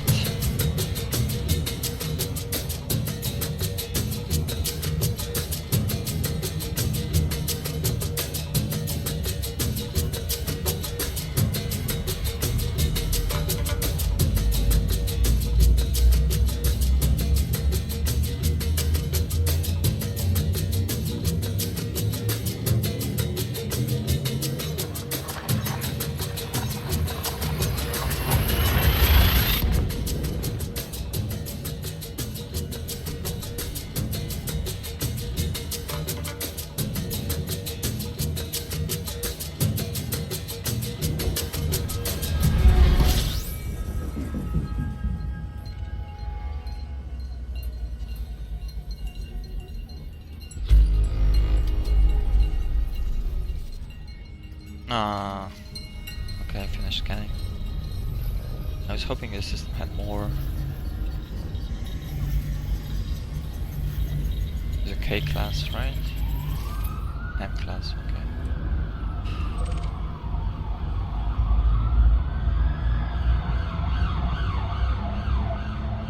Jump.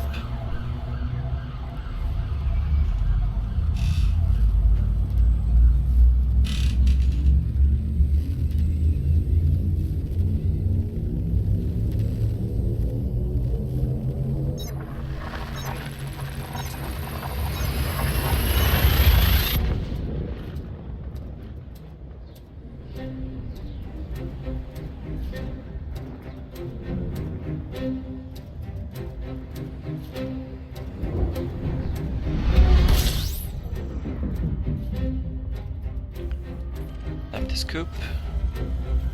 And I'm wondering,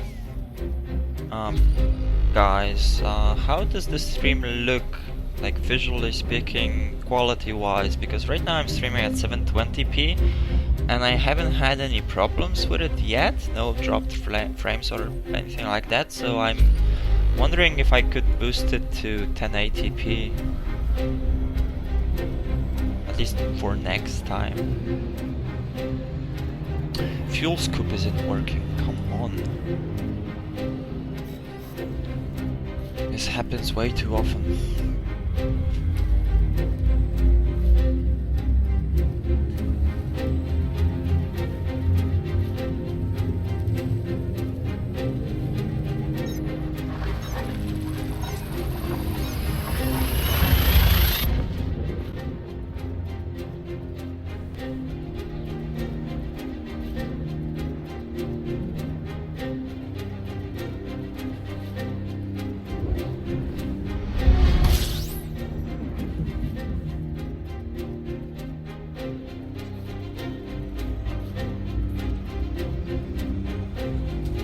Ah, now it's working.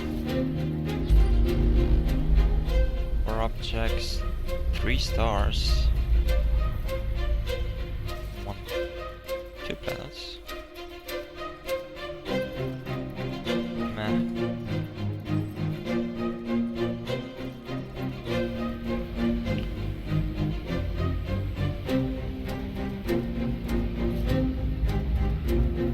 Did I manage to use up all the fuel and not find him? Oh, well, once I came close.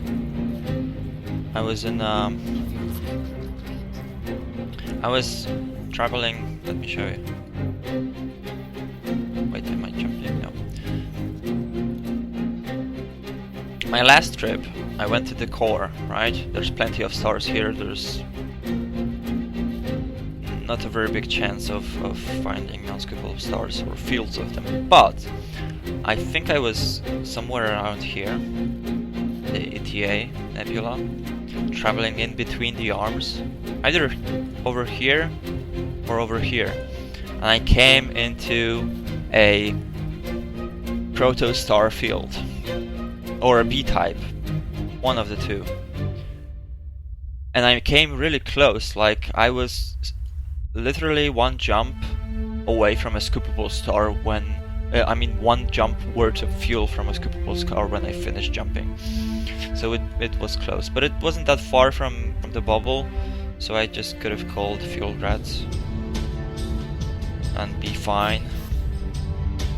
Right now I'm rocking a 32-ton fuel tank, so I shouldn't be running into any issues. Plus I'm just following the arm, so I shouldn't run into any issues. Unless I go into a neutron star field, and they've been known to have nothing but B-types and neutron stars, obviously.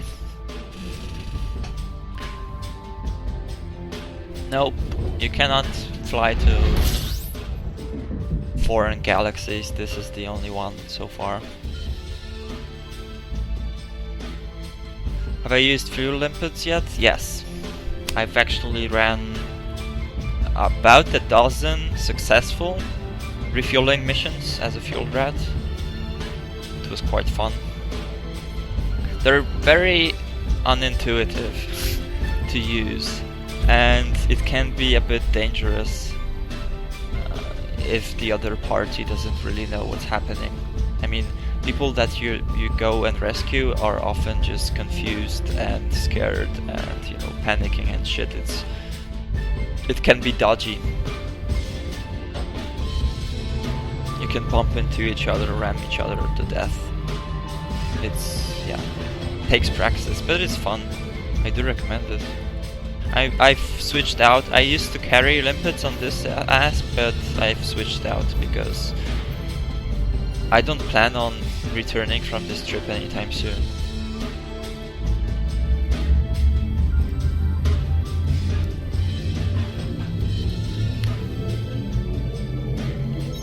And for the Andromeda, you can actually see it, but no, you cannot travel to it. It's too far. The maximum jump range for the biggest ship in game right now is about, I think, 38 or 42, either or, for the Anaconda if you load out for jump range, maximum jump range. Andromeda is like, what, millions of light years away? There's no way. There's actually stars within the Milky Way that you cannot go to because they're too far.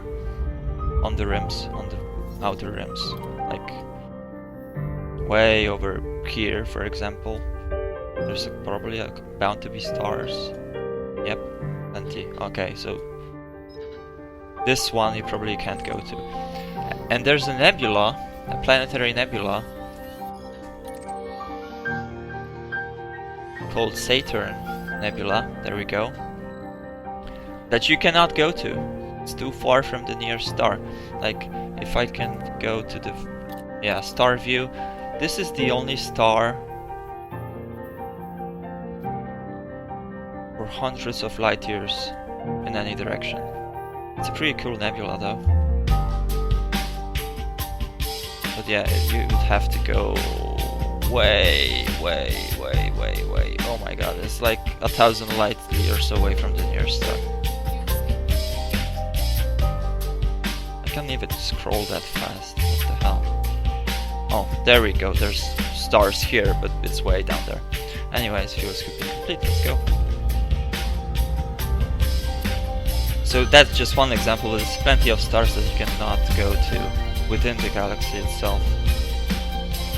I mean, there's Saturn, and there's of course the core, where you have stars on top of each other, basically. And oh, Andromeda, by the way, you can see it.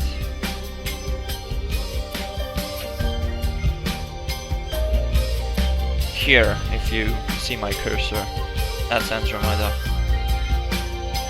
It's way out there. There's a couple of more galaxies. There's actually a cluster over there,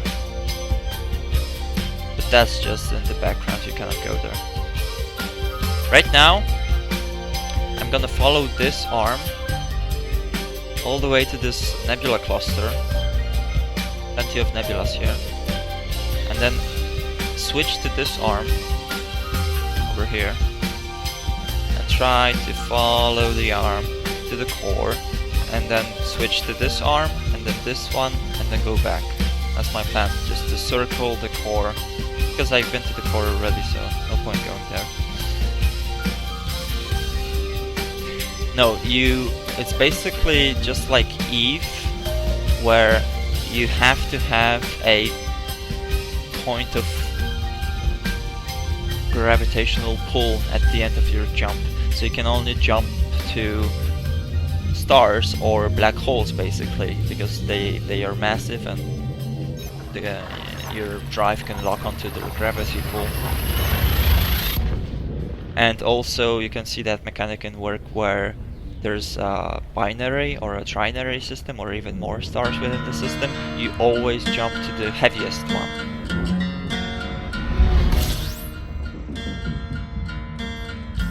So for instance, if this system is binary,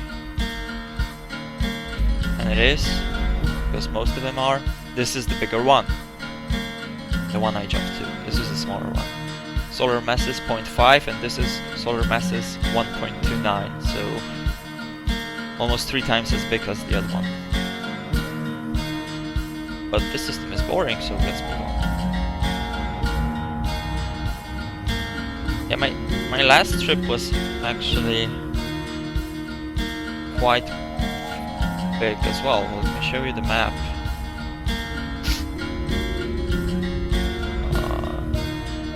I'm gonna link it.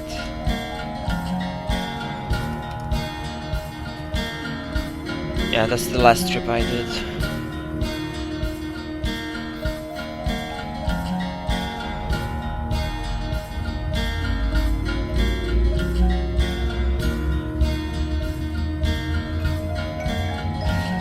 Sadly, because you can go faster than light, like right now I'm going 23, 24 times the speed of light, but in hyperspace, like you can see now, you can go thousands of times the speed of light, so it's more efficient. But sadly, sub-hyperspace, so FTL drive, as you go in super cruise, just cruising around, you can, the fastest I went was, I think, 2000 C.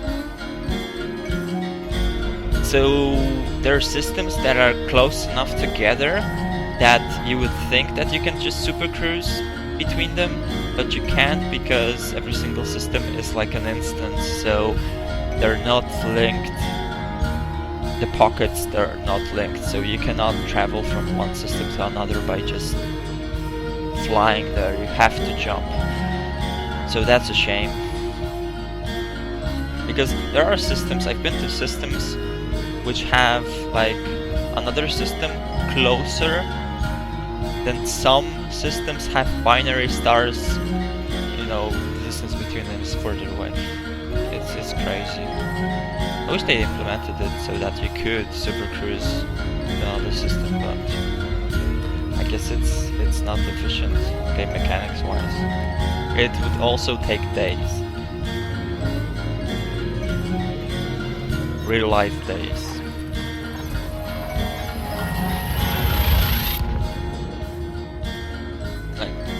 Sometimes there's a juicy planet at the edge of a system that's a couple of 100,000 light seconds away, and it takes 20 minutes to fly there. Now imagine that you want to fly to a system that's a couple of light years away, no?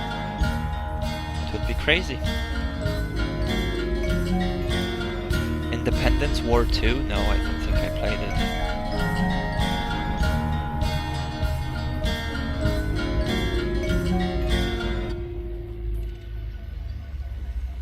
Once can. Oh, I already did. Shh. Water! Let's go! 5,000 light seconds, that's not too bad.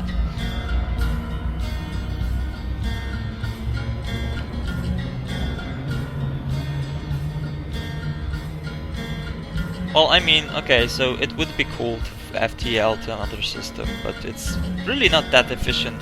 I can jump to another system in seconds. I could super cruise there, if it was possible, in days. So the math on that isn't very cool. Exploring seems cool, I just don't think I have patience for it. it doesn't take much patience, to be honest. The last trip I did took me about 20 days, plus minus 5 days, and I just logged in every day or every other day and did a couple dozen jumps, and that's it. That's basically, you could just go a few systems at a time. You don't have to scan everything. It depends what you want to do. I know people that scan every single celestial objects in the system. So for instance, this system, they would scan the stars, they would scan every single planet and every single moon. And that takes a lot of time. They would probably, depending on the size of the system, and this one is pretty big, it could really take like hours. I don't do that. I just ping a system to see what's in it, and then if there's a juicy enough celestial object, I go for it. If not, I just move on. The last trip I've made 70-ish, 75-ish million.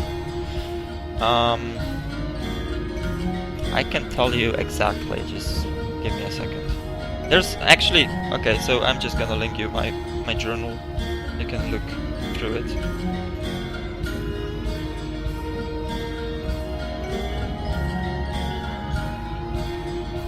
That's the log for my last trip.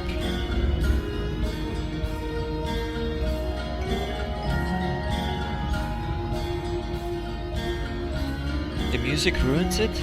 No! You're like the first person that doesn't like the music. Which means you're rules. I'm not changing it.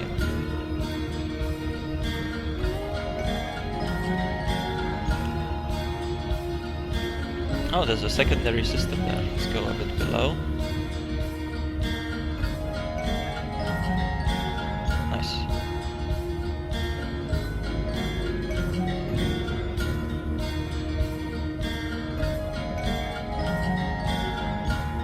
No Man's Sky? To be honest, I haven't seen any gameplay or anything about it. I keep hearing about it, but I haven't seen it.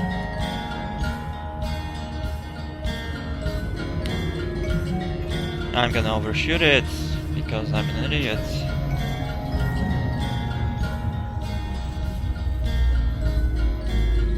Oh, now the hate comes. Everybody dislikes the music now, huh?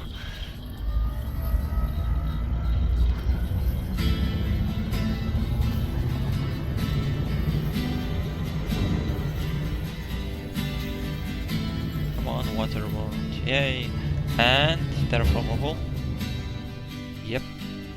That's awesome. Let's see, we can switch the music for a bit, I guess. I just don't know.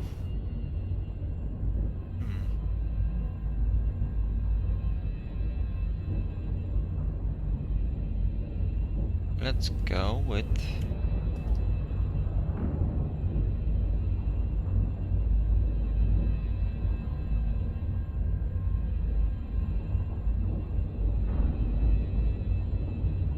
this one.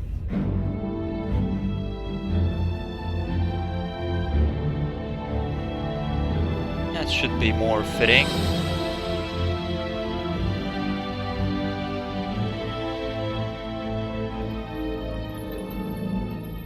Let's see how long it takes you guys to pick up what it is. Probably not too long. It's pretty recognizable.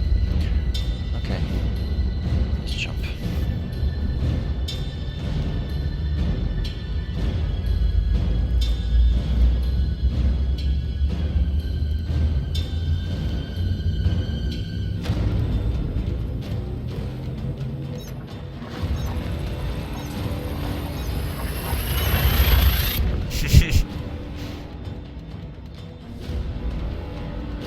Elite is fun, Yuri. It's just repetitive at the moment. There's, like many people have been saying, it's a mile-wide game, but it's an inch deep. So I'm just enjoying the content that it has already that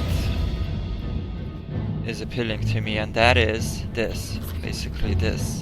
just flying around and exploring all those millions of systems out there.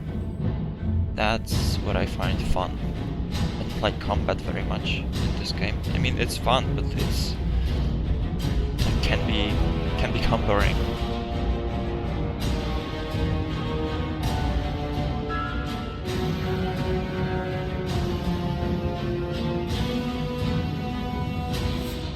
Ah, okay.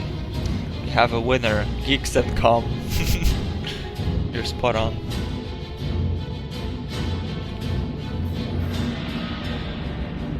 Well, Adrian, you're out of luck because I just left and I'm not coming back for weeks. If you told me that you're broke with an elite like yesterday, I could have hooked you up with a couple of million. But oh well.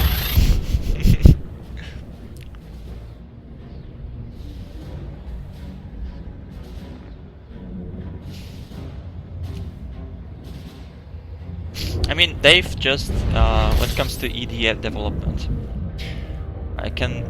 there was a rant before at the start of the stream about the development process.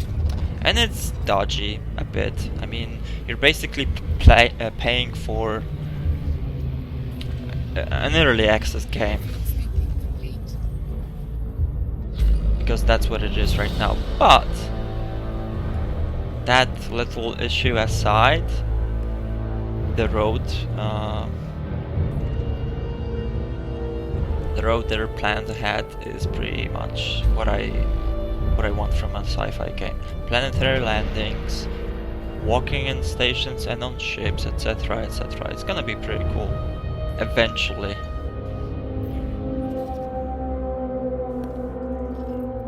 Wow, this is a pretty planet. How far is it? Too far. Nope, not bothering.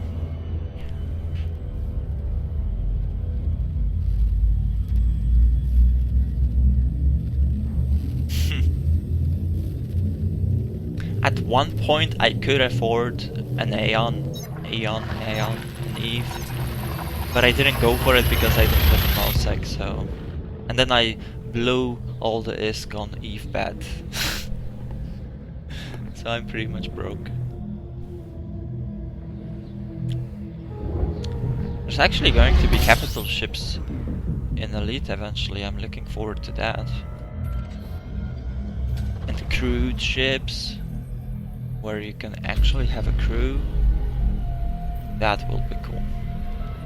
That would be so cool.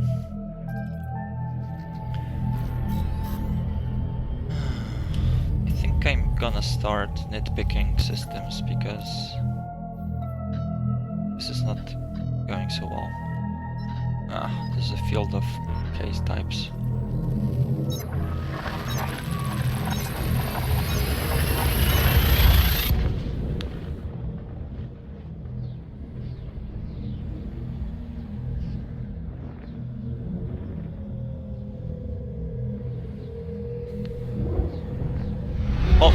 Right now, the biggest ship in Elite is the Anaconda, and it's, if you go by Eve standards, it's the size of a frigate, because most of the ships, the one I'm in, are one pilot, as you can see, and they're the size of less than a shuttle in Eve, so you can't really compare the two, even Elite, when it comes to size, but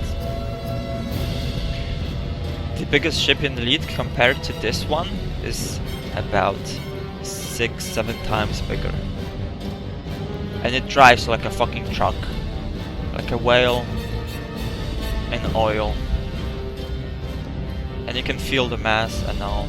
So I can only imagine how hard to fly, or slow to fly rather, capital ships will be. I mean, that's something to think about. It's gonna be interesting.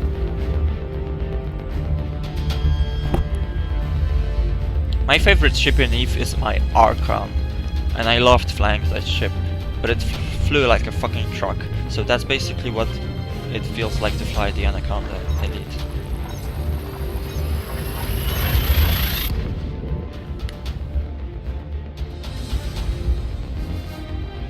Supers are awesome?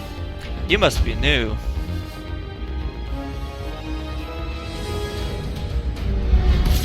Oh, that was weird.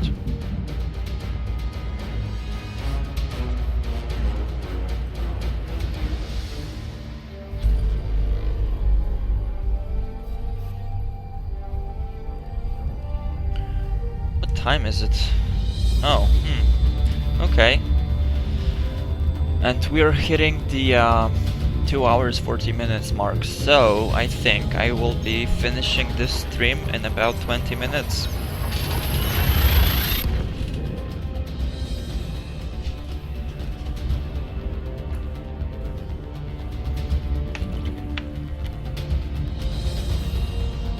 You love drone ships, you should fly the Curse.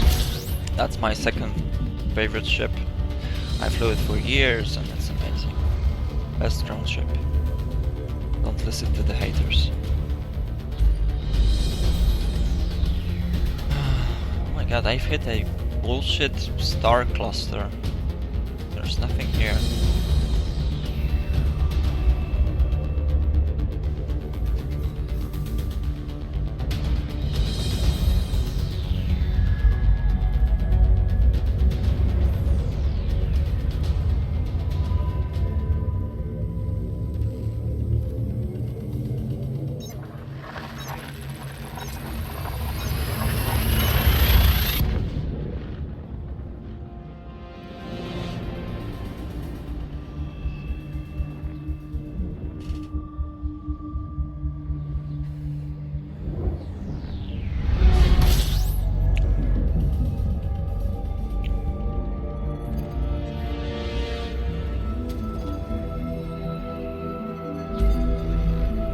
Okay, we've hit something.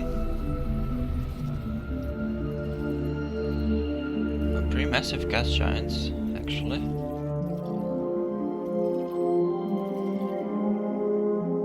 Fuel scooping complete. And this is an icy planet, I believe. Okay, let's scan this one because it might be a class 4. And those are valuable. Somewhat. It's not that far.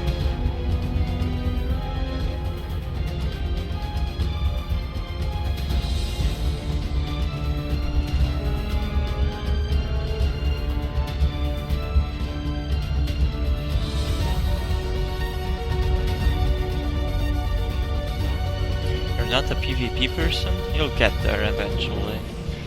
Eve is... If anything, Eve has PvP going for it. PvP in Eve is actually pretty fun.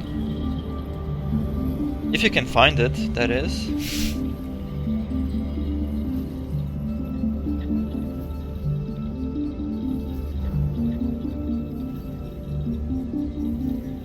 I recommend at least trying it. Like, go buy 50 rifters and lose them all in low sec, just to learn and have fun. Oh, it's a class 2 gas giant, that's a shame. Okay, move on.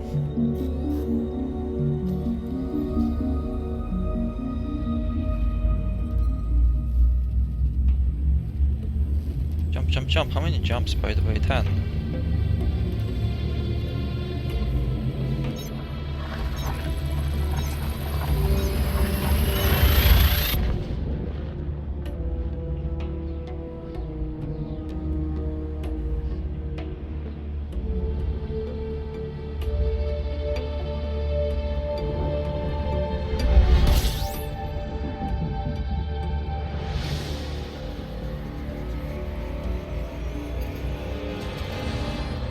Yeah, do try it, I recommend it. I did it once for about 2 weeks. I think I had like 100 rifters. And I streamed it all, so it was pretty fun. Eventually people started noticing and stream sniping and, you know, ganking. But it was fun and inexpensive.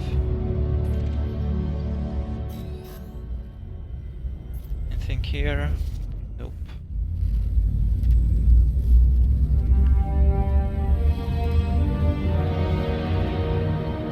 Actually, now that I think about it, there might be a no, I'm not far enough yet. But there's a neutron star field. 12,000 light years away, so about 8,000 to go.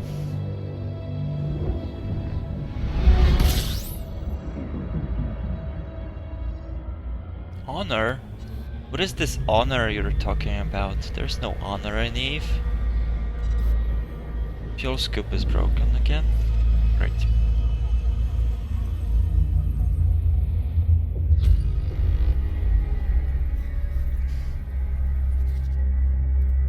T-Tauri.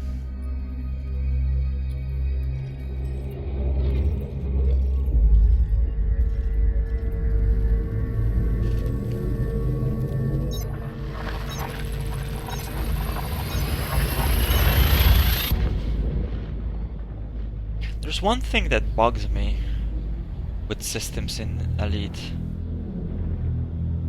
Even if there's like a multiple star system. I wonder if this one is. Let's check. To prove my point. Yeah, I think it is.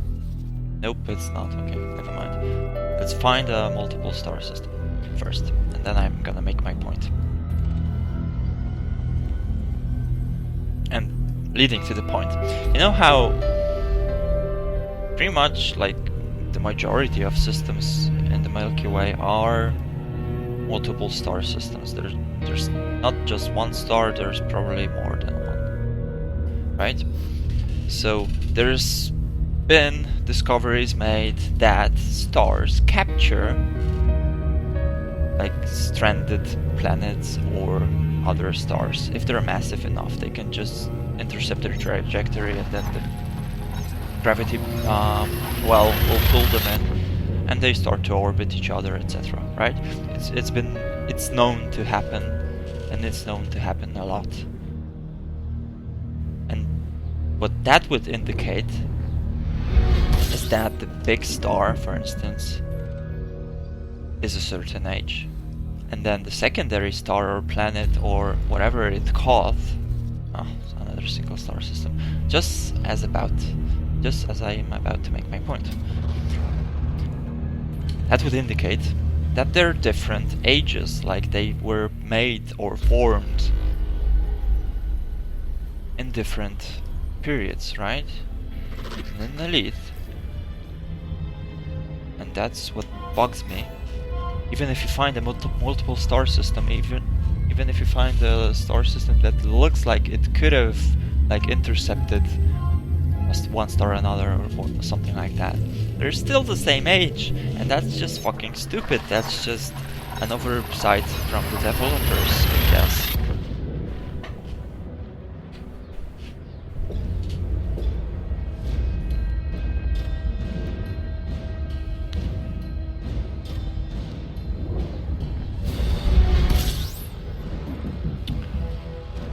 P-type.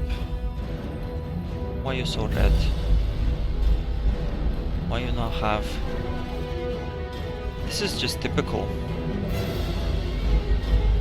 I want binary stars, come on, ED.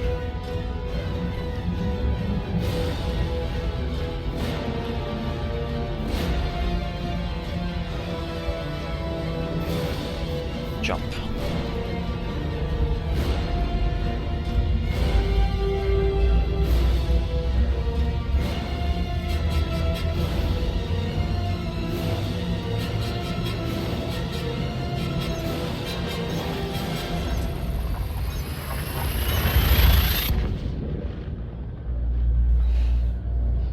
Can expect them to be that realistic? Well, that's the main thing though. ED is going for super realistic, like the galaxy is procedural generated on rules that are scientifically accurate, and the flight model is as close to scientifically Newtonian physics basically as it could be without gimping the gameplay. Like in beta a year ago, it was almost full Newtonian and it was amazing. They gimped it down a bit because it wasn't really fair, because if somebody had a HOTAS, like a stick and a throttle, and they learn to...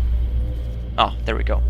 They learn to master the flight assist off model, the Newtonian model, they would have a great advantage over the people that would fly with assist on.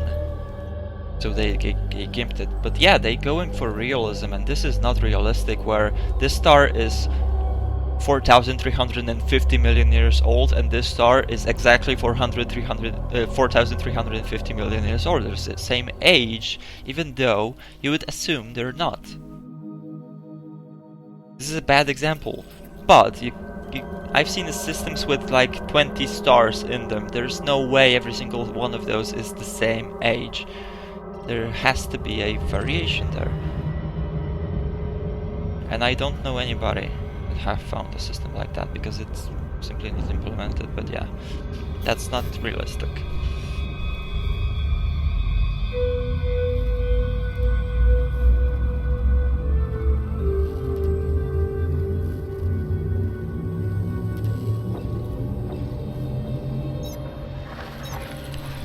Don't get me wrong, that's a minor issue. Exploration is still quite fun.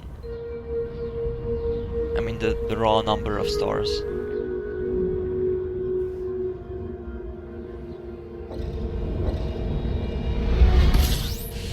Maybe they will add it in the future, I'm not sure.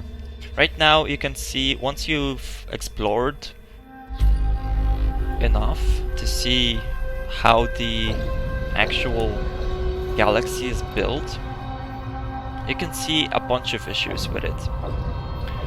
I don't know if I can show you what I mean exactly, but there's like... hold on, let me find the bloody... there it is. And let's go with Wolf-Rayet and no sequence scores. Where are you?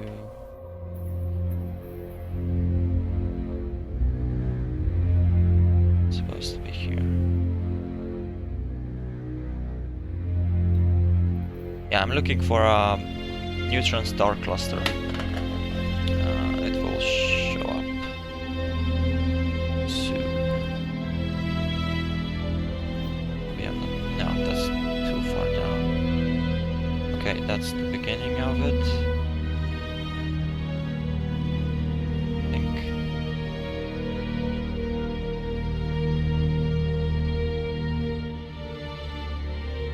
No, I can't find it right now.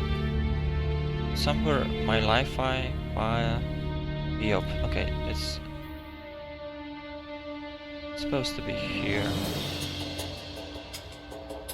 Lower. Not too low. Yeah, I suck. I can't find it right now. But if I could.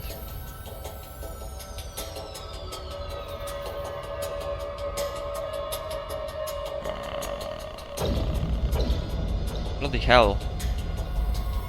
It's supposed to be right here.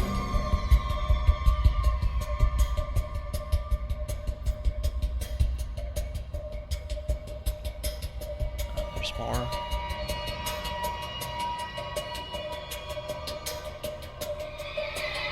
Never mind. This takes too long. Anyways, there's an issue with how the star fields are generated. It basically, the procedural generation created the star clusters in cubes, and you can see that once you're in the star field, you can see the structure of it, and it's all cubes. And that's not realistic at all. You can basically see a giant Borg cube made out of stars in the sky. That's fucked up. So there's a lot of they could improve. I don't know if they haven't checked it, like quality assurance failed or something, or they just left it in because it's not that impactful on the game. But you can see basically Borg cubes of stars in the skybox, and it's so immersion breaking. It's silly. You can see the edges, like 90-degree edges where the cube ends, and it's just fucked up. There's many things like that, little things as they're just immersion breaking. But it's still fun. Well, square stars, not square stars, but clusters. Thousands of stars are basically making up a cube. And it's stupid.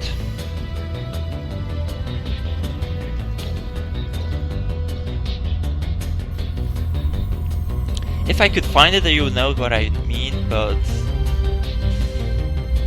yeah.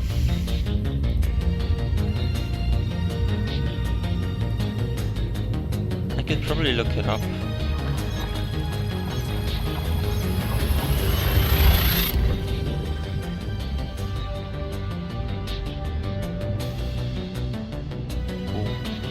Let me see.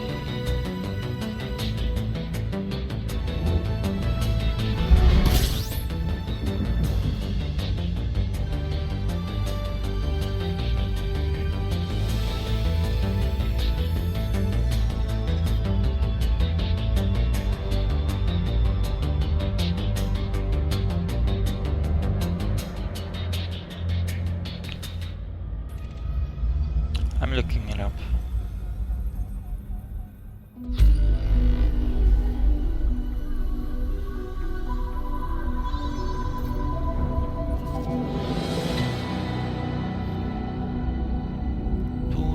Where is it? Griafia. Okay. Let's hold this for a second. Fuck. No. Boom. I wonder if I can find it.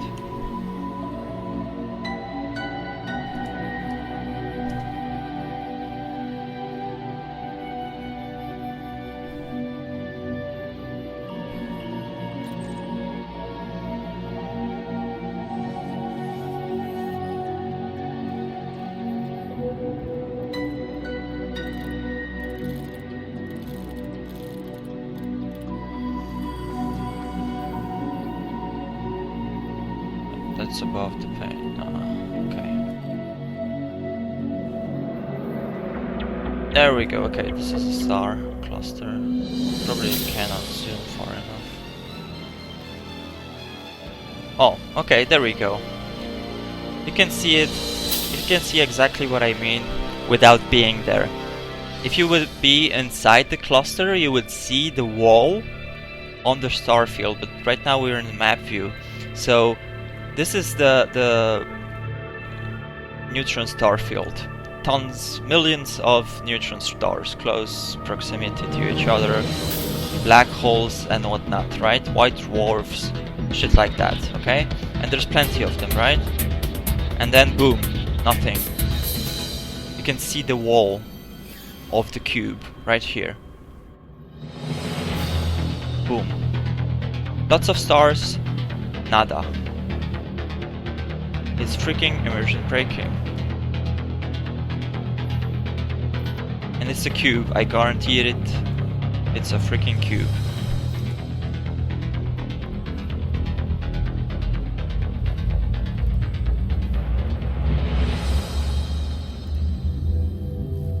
Yeah, Zombo pretty much summarized it. Yeah, the galaxy is made out of cubes. And I get it, like, it's a script they ran, right? A massive one at that. But it wasn't ideal, apparently.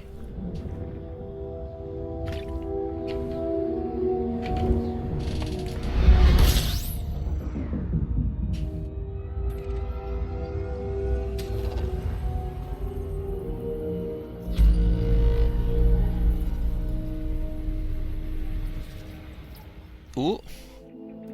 Ooh. Okay, this is heavy metal, and this might be... I don't know, I'm gonna check it out. It's not far. Probably terraformable heavy metal. Ain't good though. No time for science? Come on, man. We're playing a sci-fi game. It's all about the science.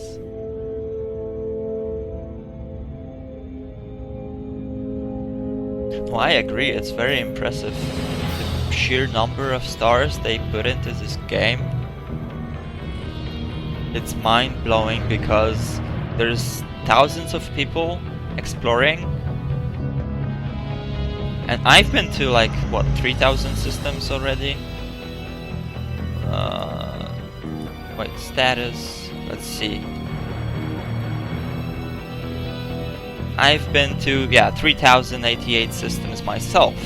So let's assume that's not much. Let's assume most people have been to 10,000 systems. It's still gonna take hundreds of years to explore everything within Elite. Hundreds of years, that's, or even thousands. It's fucking silly is what. Okay, heavy metal. Not terraformable, I'm surprised. So this isn't going to be either. Let's move on. Yeah, Eve only has 8,000 stars. If you include W Space, which has 3,000. About.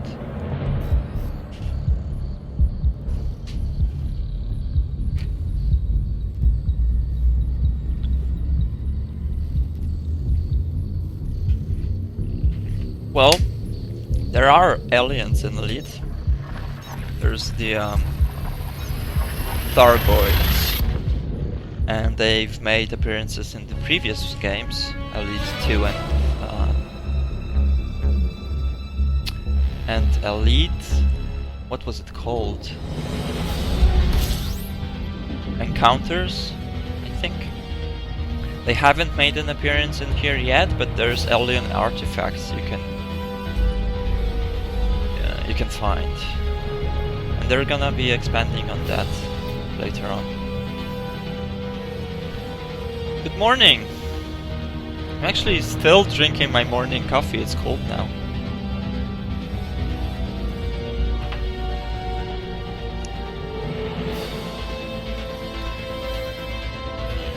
Typing, yes. Is there anything interesting? No. Should we jump? Oh, we've reached the end of our route. And we're 2,000 light years away already. That's good speed. Good speed indeed. Let's... fuck. Where do I want to go next? Below. There's not much below. Oh, I'm stupid. Like that.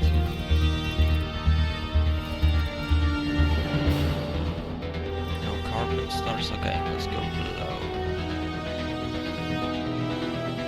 Trying to spot planetary nebulas, but no luck. By the way. Shh, don't show star names.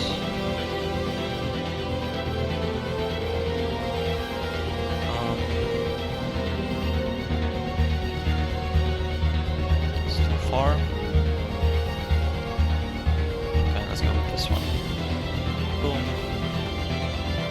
That's going to be another what? 31 jumps.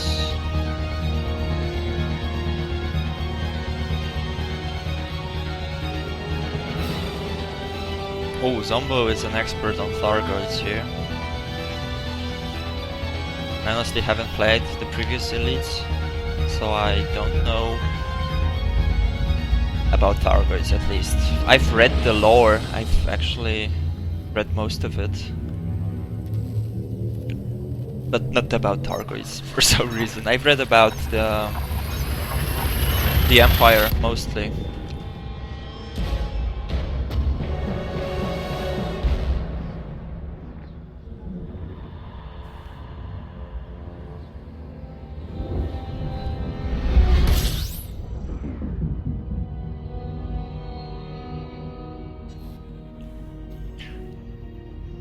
How is YouTube streaming? I don't know, you tell me. I haven't had any issues with it so far, no drop frames.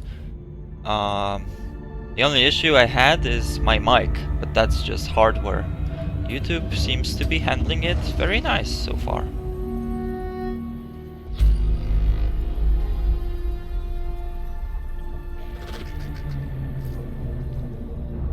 I'm actually considering switching to 1080p because right now I'm streaming at 720, and it's been so good so far. So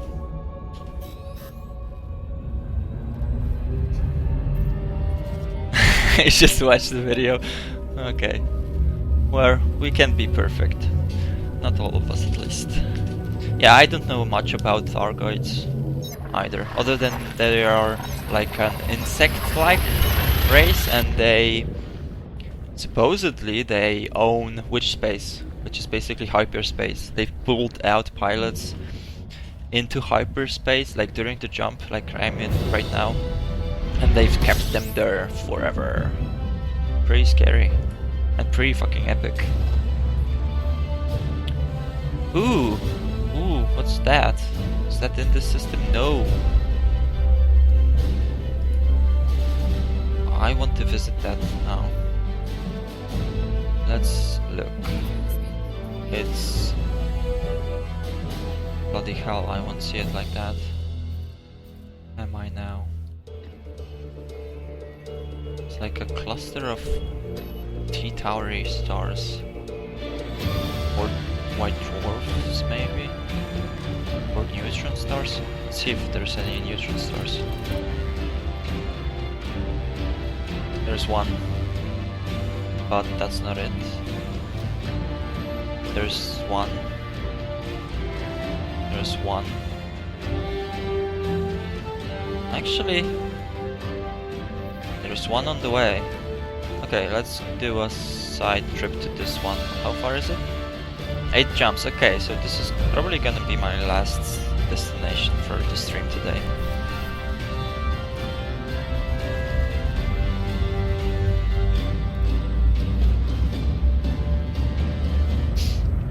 Because we haven't been to a neutron star yet today. They're pretty awesome.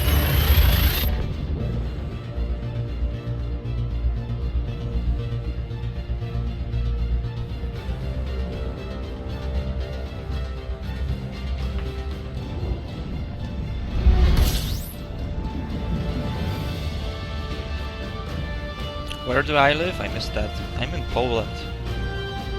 So GMT +2 right now because it's summertime. I'm usually GMT +1. And it's 4 PM.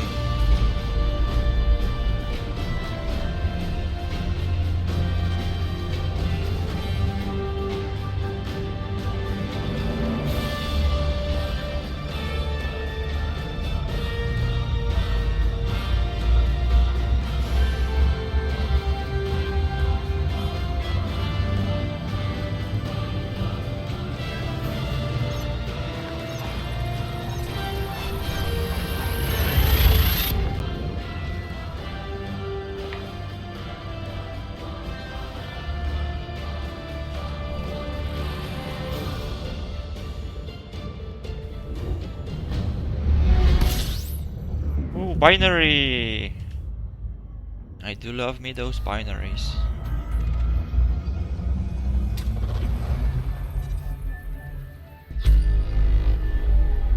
"23 objects, that's nice.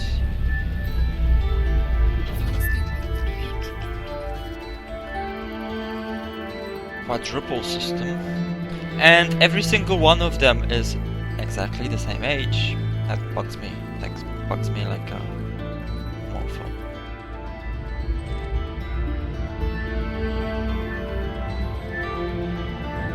You're on the fence on buying this game? Well, how much is it? To be honest, I bought it on at beta stage, so I paid like $60 or $70 for it. Right now it's cheaper, I think, and if I was to buy it again, I think if it was like $20 or something like that, I would buy it again. I've spent more than 400 or 500 hours playing it, and that's money well spent. Can you stick to trading and have fun? Yeah, I mean, okay, so the trading is pretty repetitive. The markets change based on player activity. So the more people are exploiting a certain trade route, the faster it depletes, right? So you have to constantly switch between different trade routes. But it can be fun. I know people that only trade and they've made a lot of money. They can fly every single ship in the game right now, and they're having fun. Space trucking is popular. I used to trade, but it tends to get boring after a while, and I mean a long while.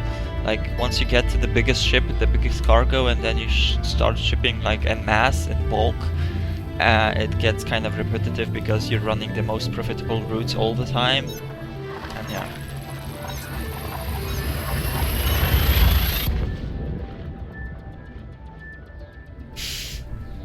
It's 44 on Steam?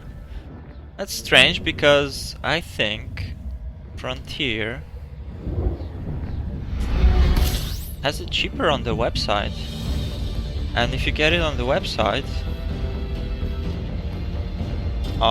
you get a Steam key anyways. That's how I got my Steam key. Games, Elite. I'm checking right now. Elite Dangerous. £29. What's that in box? American box.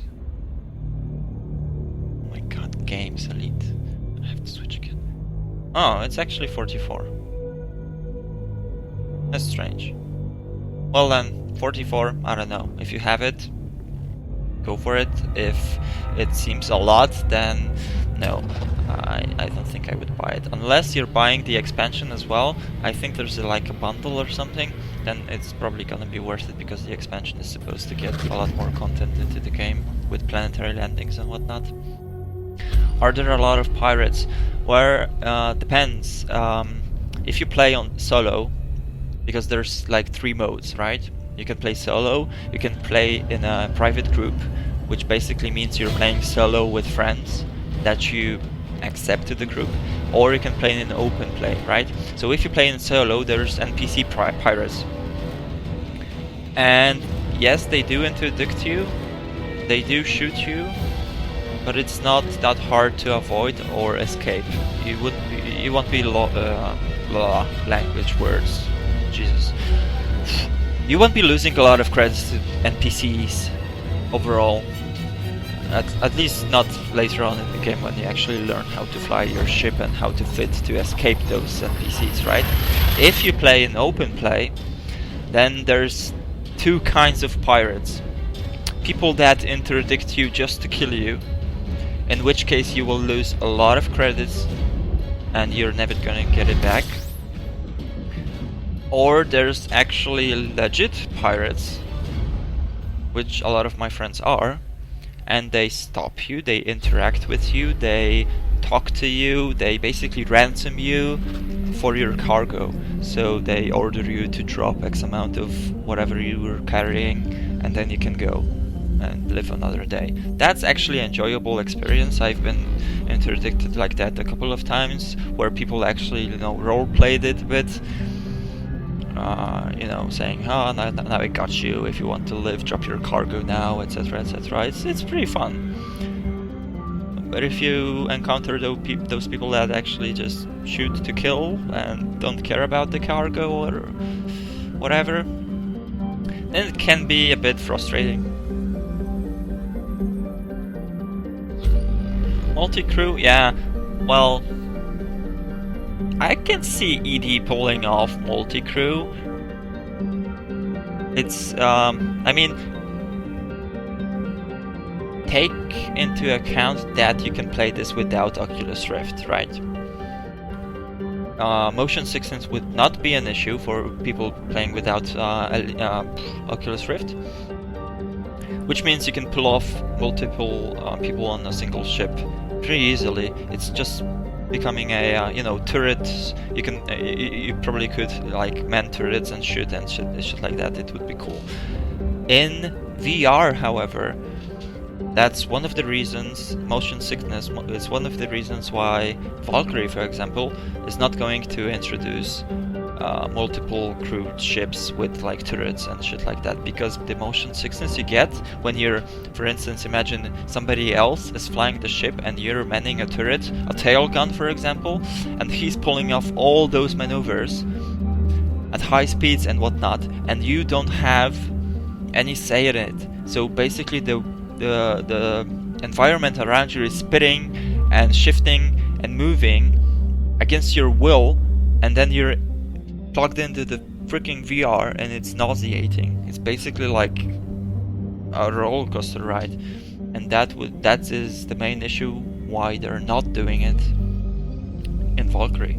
In the D I can see that pulled off in 2D on a monitor, not in VR.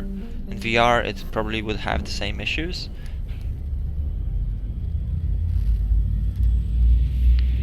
I don't know, it would be cool though.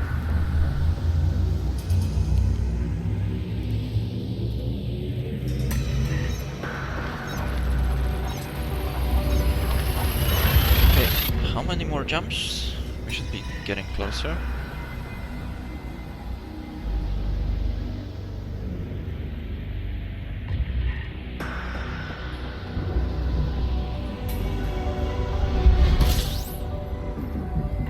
Three more jumps. Okay, let's lag it, because I need to go in a bit.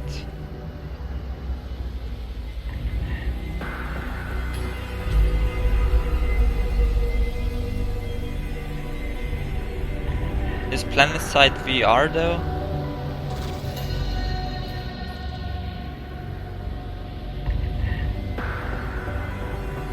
Yeah, that's my entire point.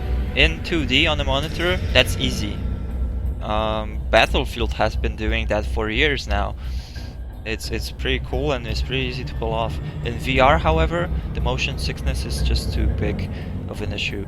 Because it's a game, right? You're supposed to enjoy it and not get sick from it. Like, I've been playing Valkyrie and still get motion sickness just by piloting the ship when I was in full control of the movement, and I was still, if I pulled off a incredibly fast maneuver and was looking to my side, for instance, it was weird. It was, you know, my head was spinning.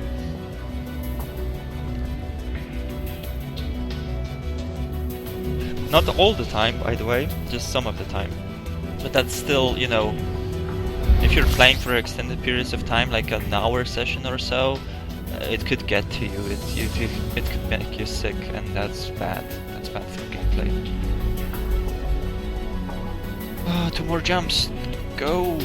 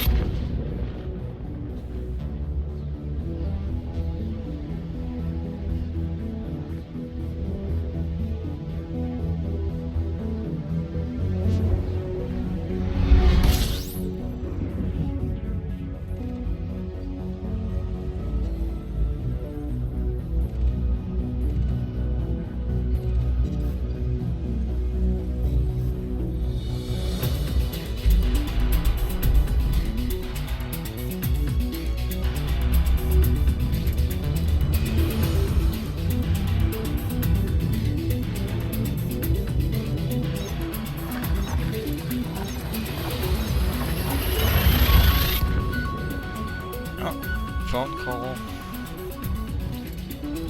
We attack.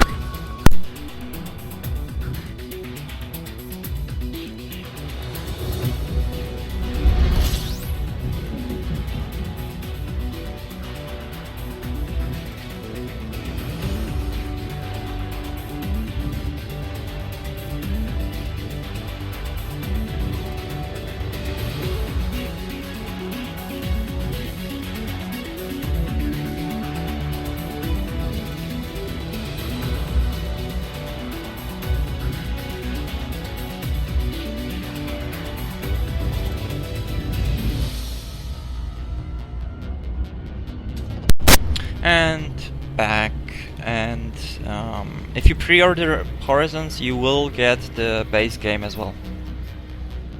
I can confirm that. I think this is the last jump.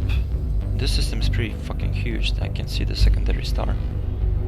26. Nothing interesting though. Okay, jumping to the neutron star slash white dwarf. I don't really know what it is. We'll find out in a second.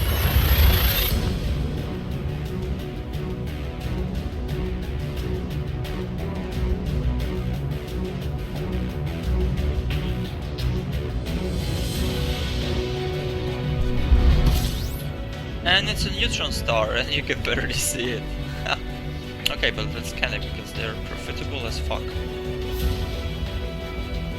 Wow, it's tiny, tiny. And there's plenty of objects here. Big system. Big gas giant, and it's already explored. Jesus, okay. But yeah, you can see it. It's massive. It's actually not that massive, it's half of the solar mass, but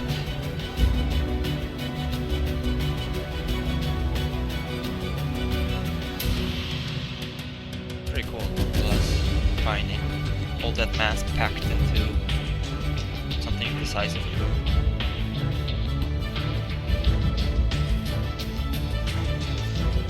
Yeah, if you the pre-order is actually, you know, that's why you get the base game as well. Let's jump out of here.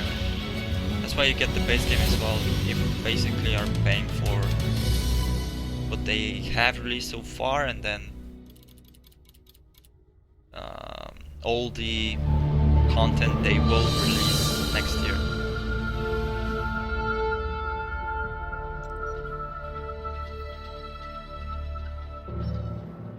Shit, I just want to make one jump. Let's just make one jump. Boom.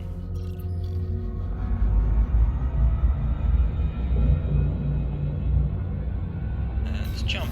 And once that jump is complete, I'm gonna go.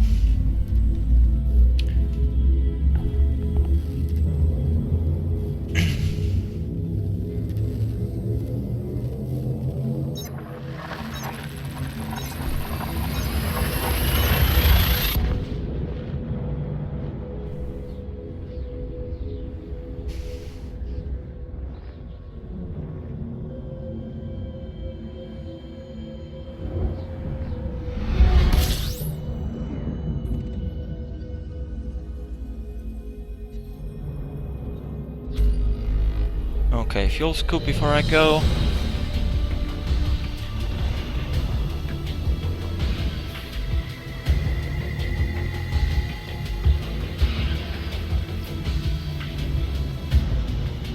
Yeah, you have to pay for the expansion each year. So each year is basically 40 bucks. Which is not that bad considering, but still you're basically buying a early access game. It's kinda, I don't know, many people have issues with it, me myself included, because I think the model is kind of stupid, but it is a good experience, the game itself, I mean. And yeah, let's see if the system has anything in it. Yes, it does, but I don't have the time, so yeah, thank you for watching this test stream. I didn't expect that many people coming to the test stream, but yeah, I'm off. It's been 3.5 hours. I'm gonna log off now safely in space, and I will see you guys, I don't know, later today I guess, or tomorrow.